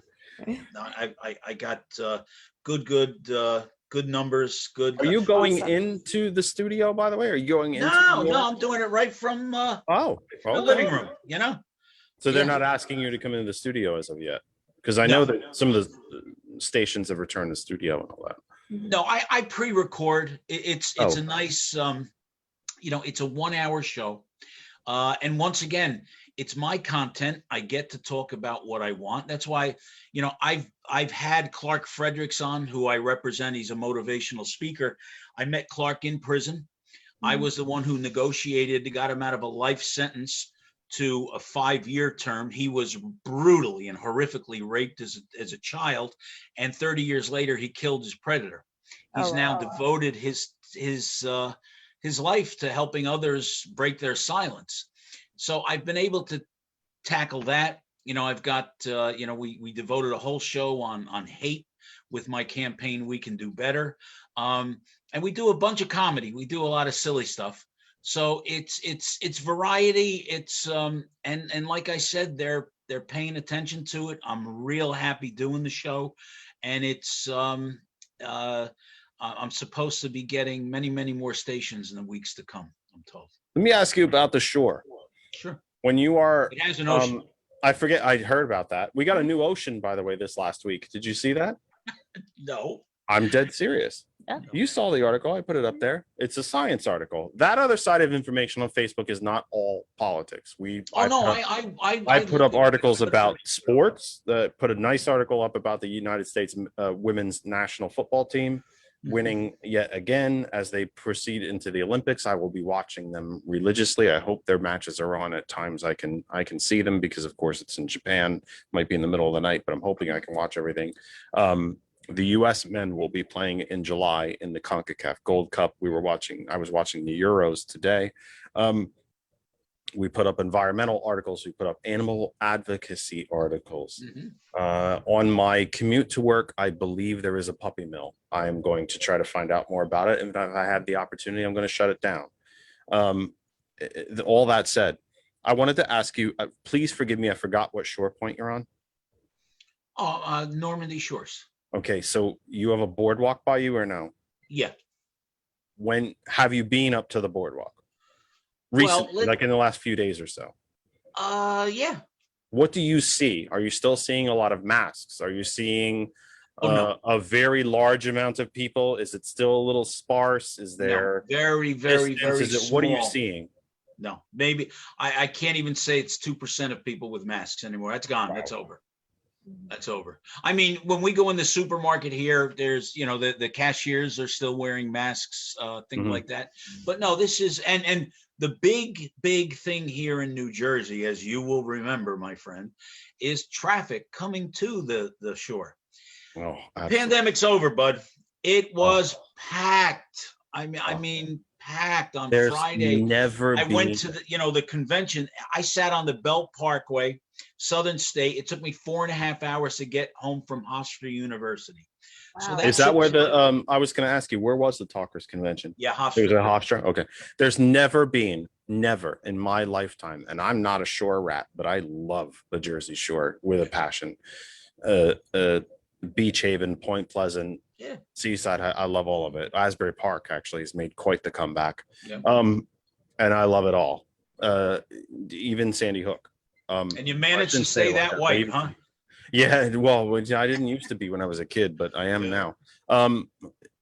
But there has never been the proper infrastructure for the number of people that go to the shore to get to the shore.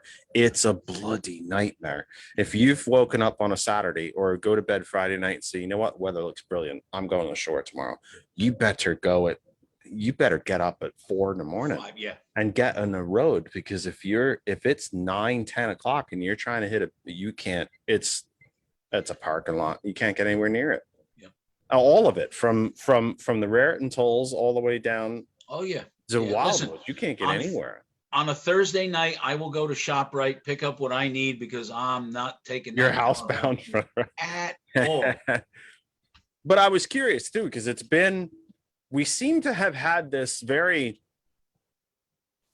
arbitrary, because Governor Wolf did it here, arbitrary end of COVID. Right. Oh, Memorial Day.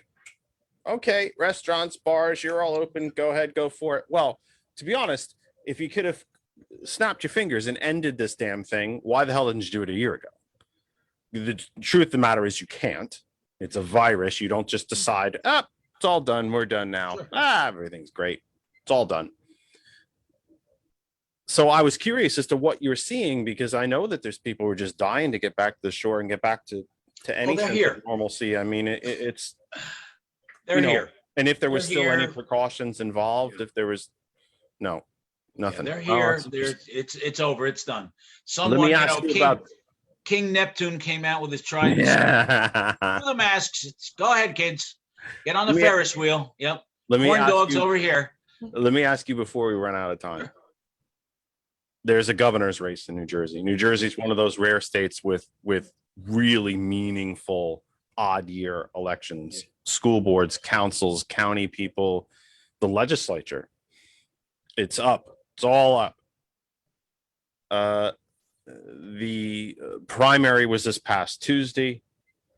Jack Citarella, former member of the legislature, I believe he was a senator, if I'm not mistaken, who is not, by everything that I can tell, completely over the edge, but he has adopted a good bit of it to try to appeal to the conspiracy wing base.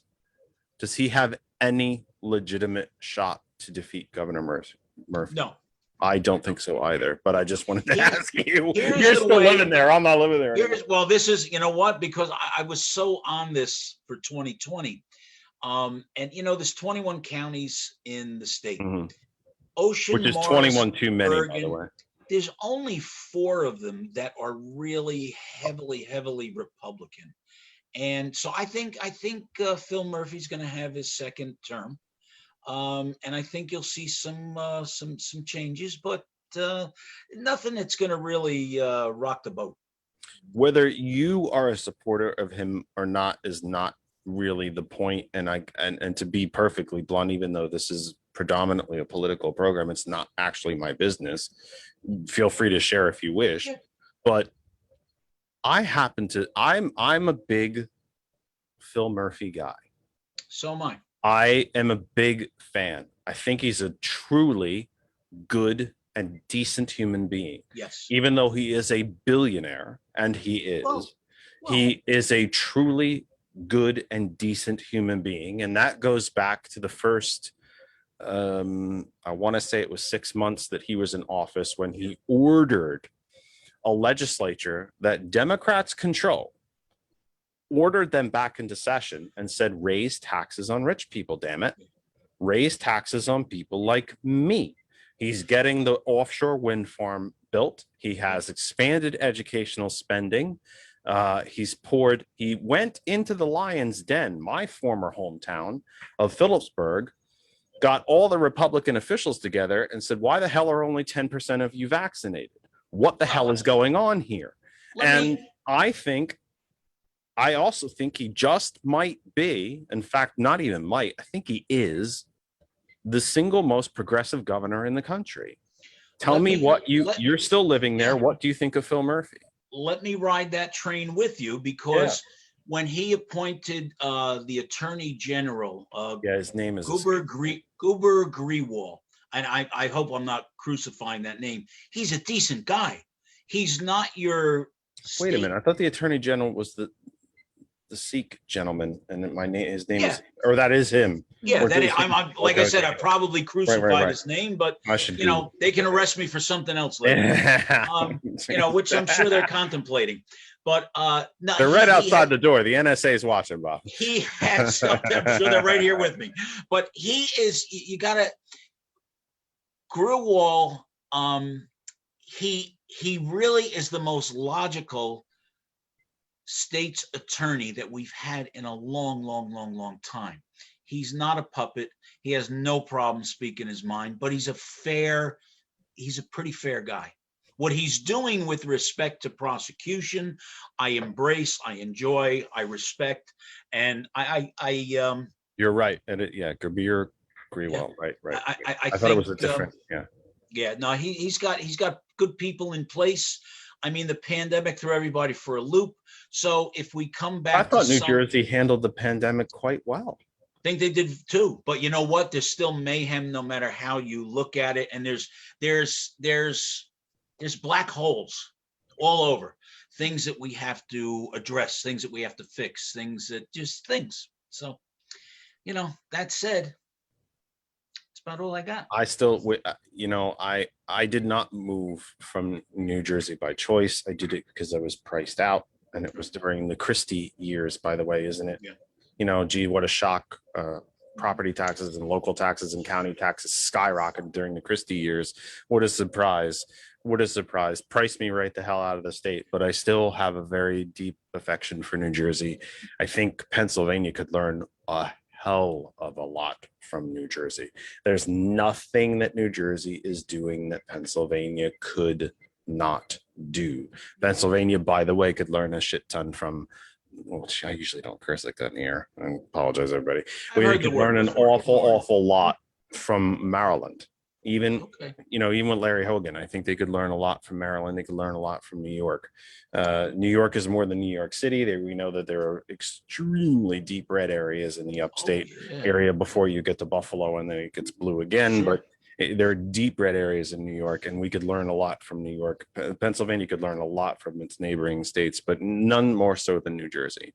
None more so than New Jersey. We could, if they can get a wind farm, we can build a wind farm. We do have some wind turbines up in the it's Lackawanna. No, it's not Lackawanna County. No, it's up in Schuylkill County, I think. A little outside bit of in Northumberland. but they're fighting them everywhere else.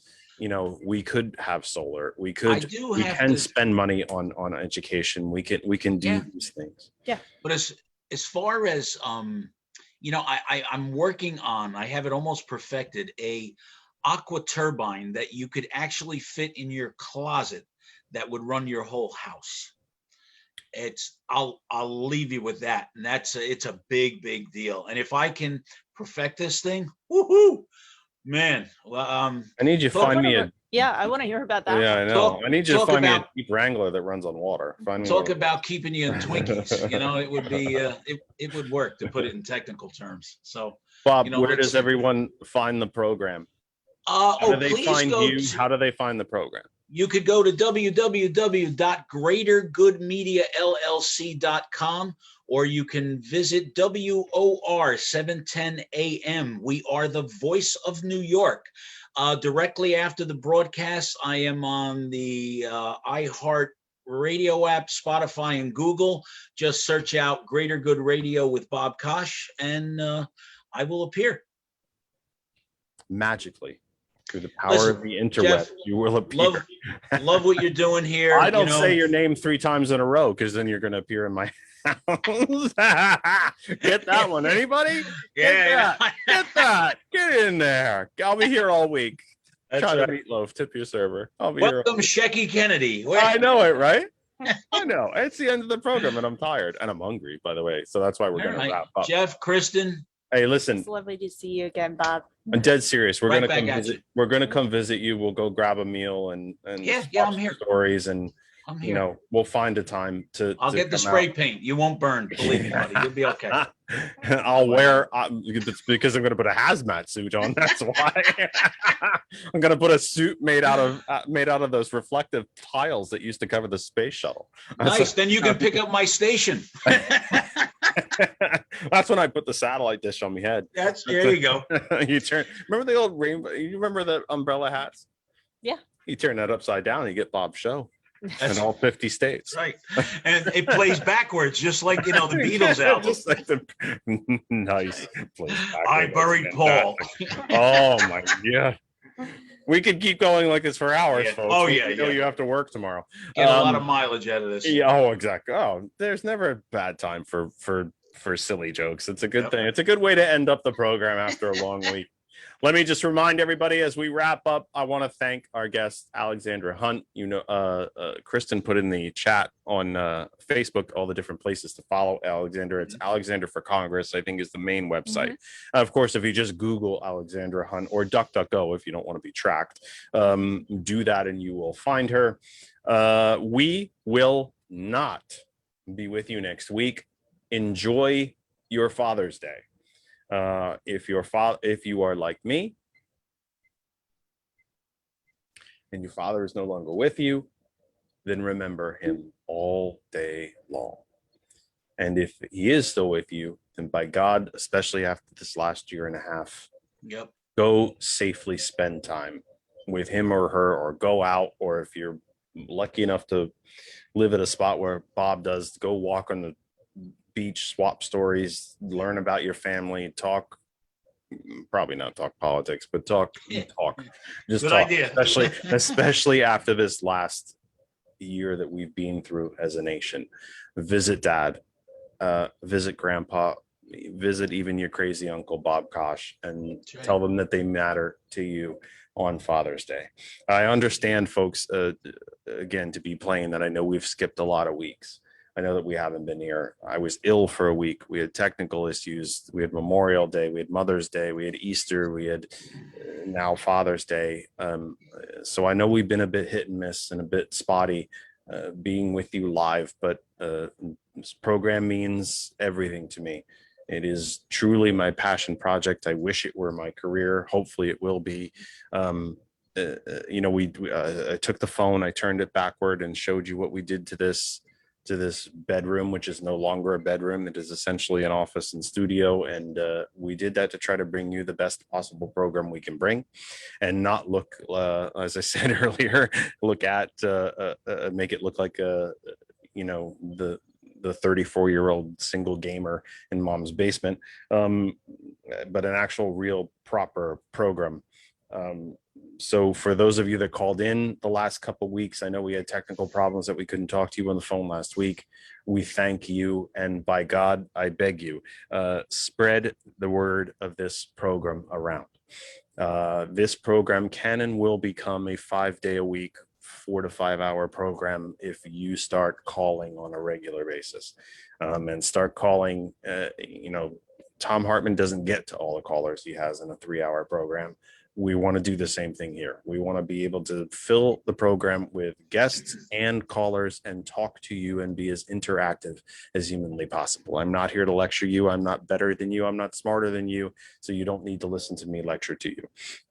Clearly I can do it, but that's not always the most pleasurable thing in the world. So start calling the program. If you missed any of tonight's program, the best place to go is youtube.com/that other side of information. Our Facebook page never takes a day off. You can always go to our Facebook page and see the different articles that I post. You forgot, by the way, that you're an administrator. You can post things there, by the way.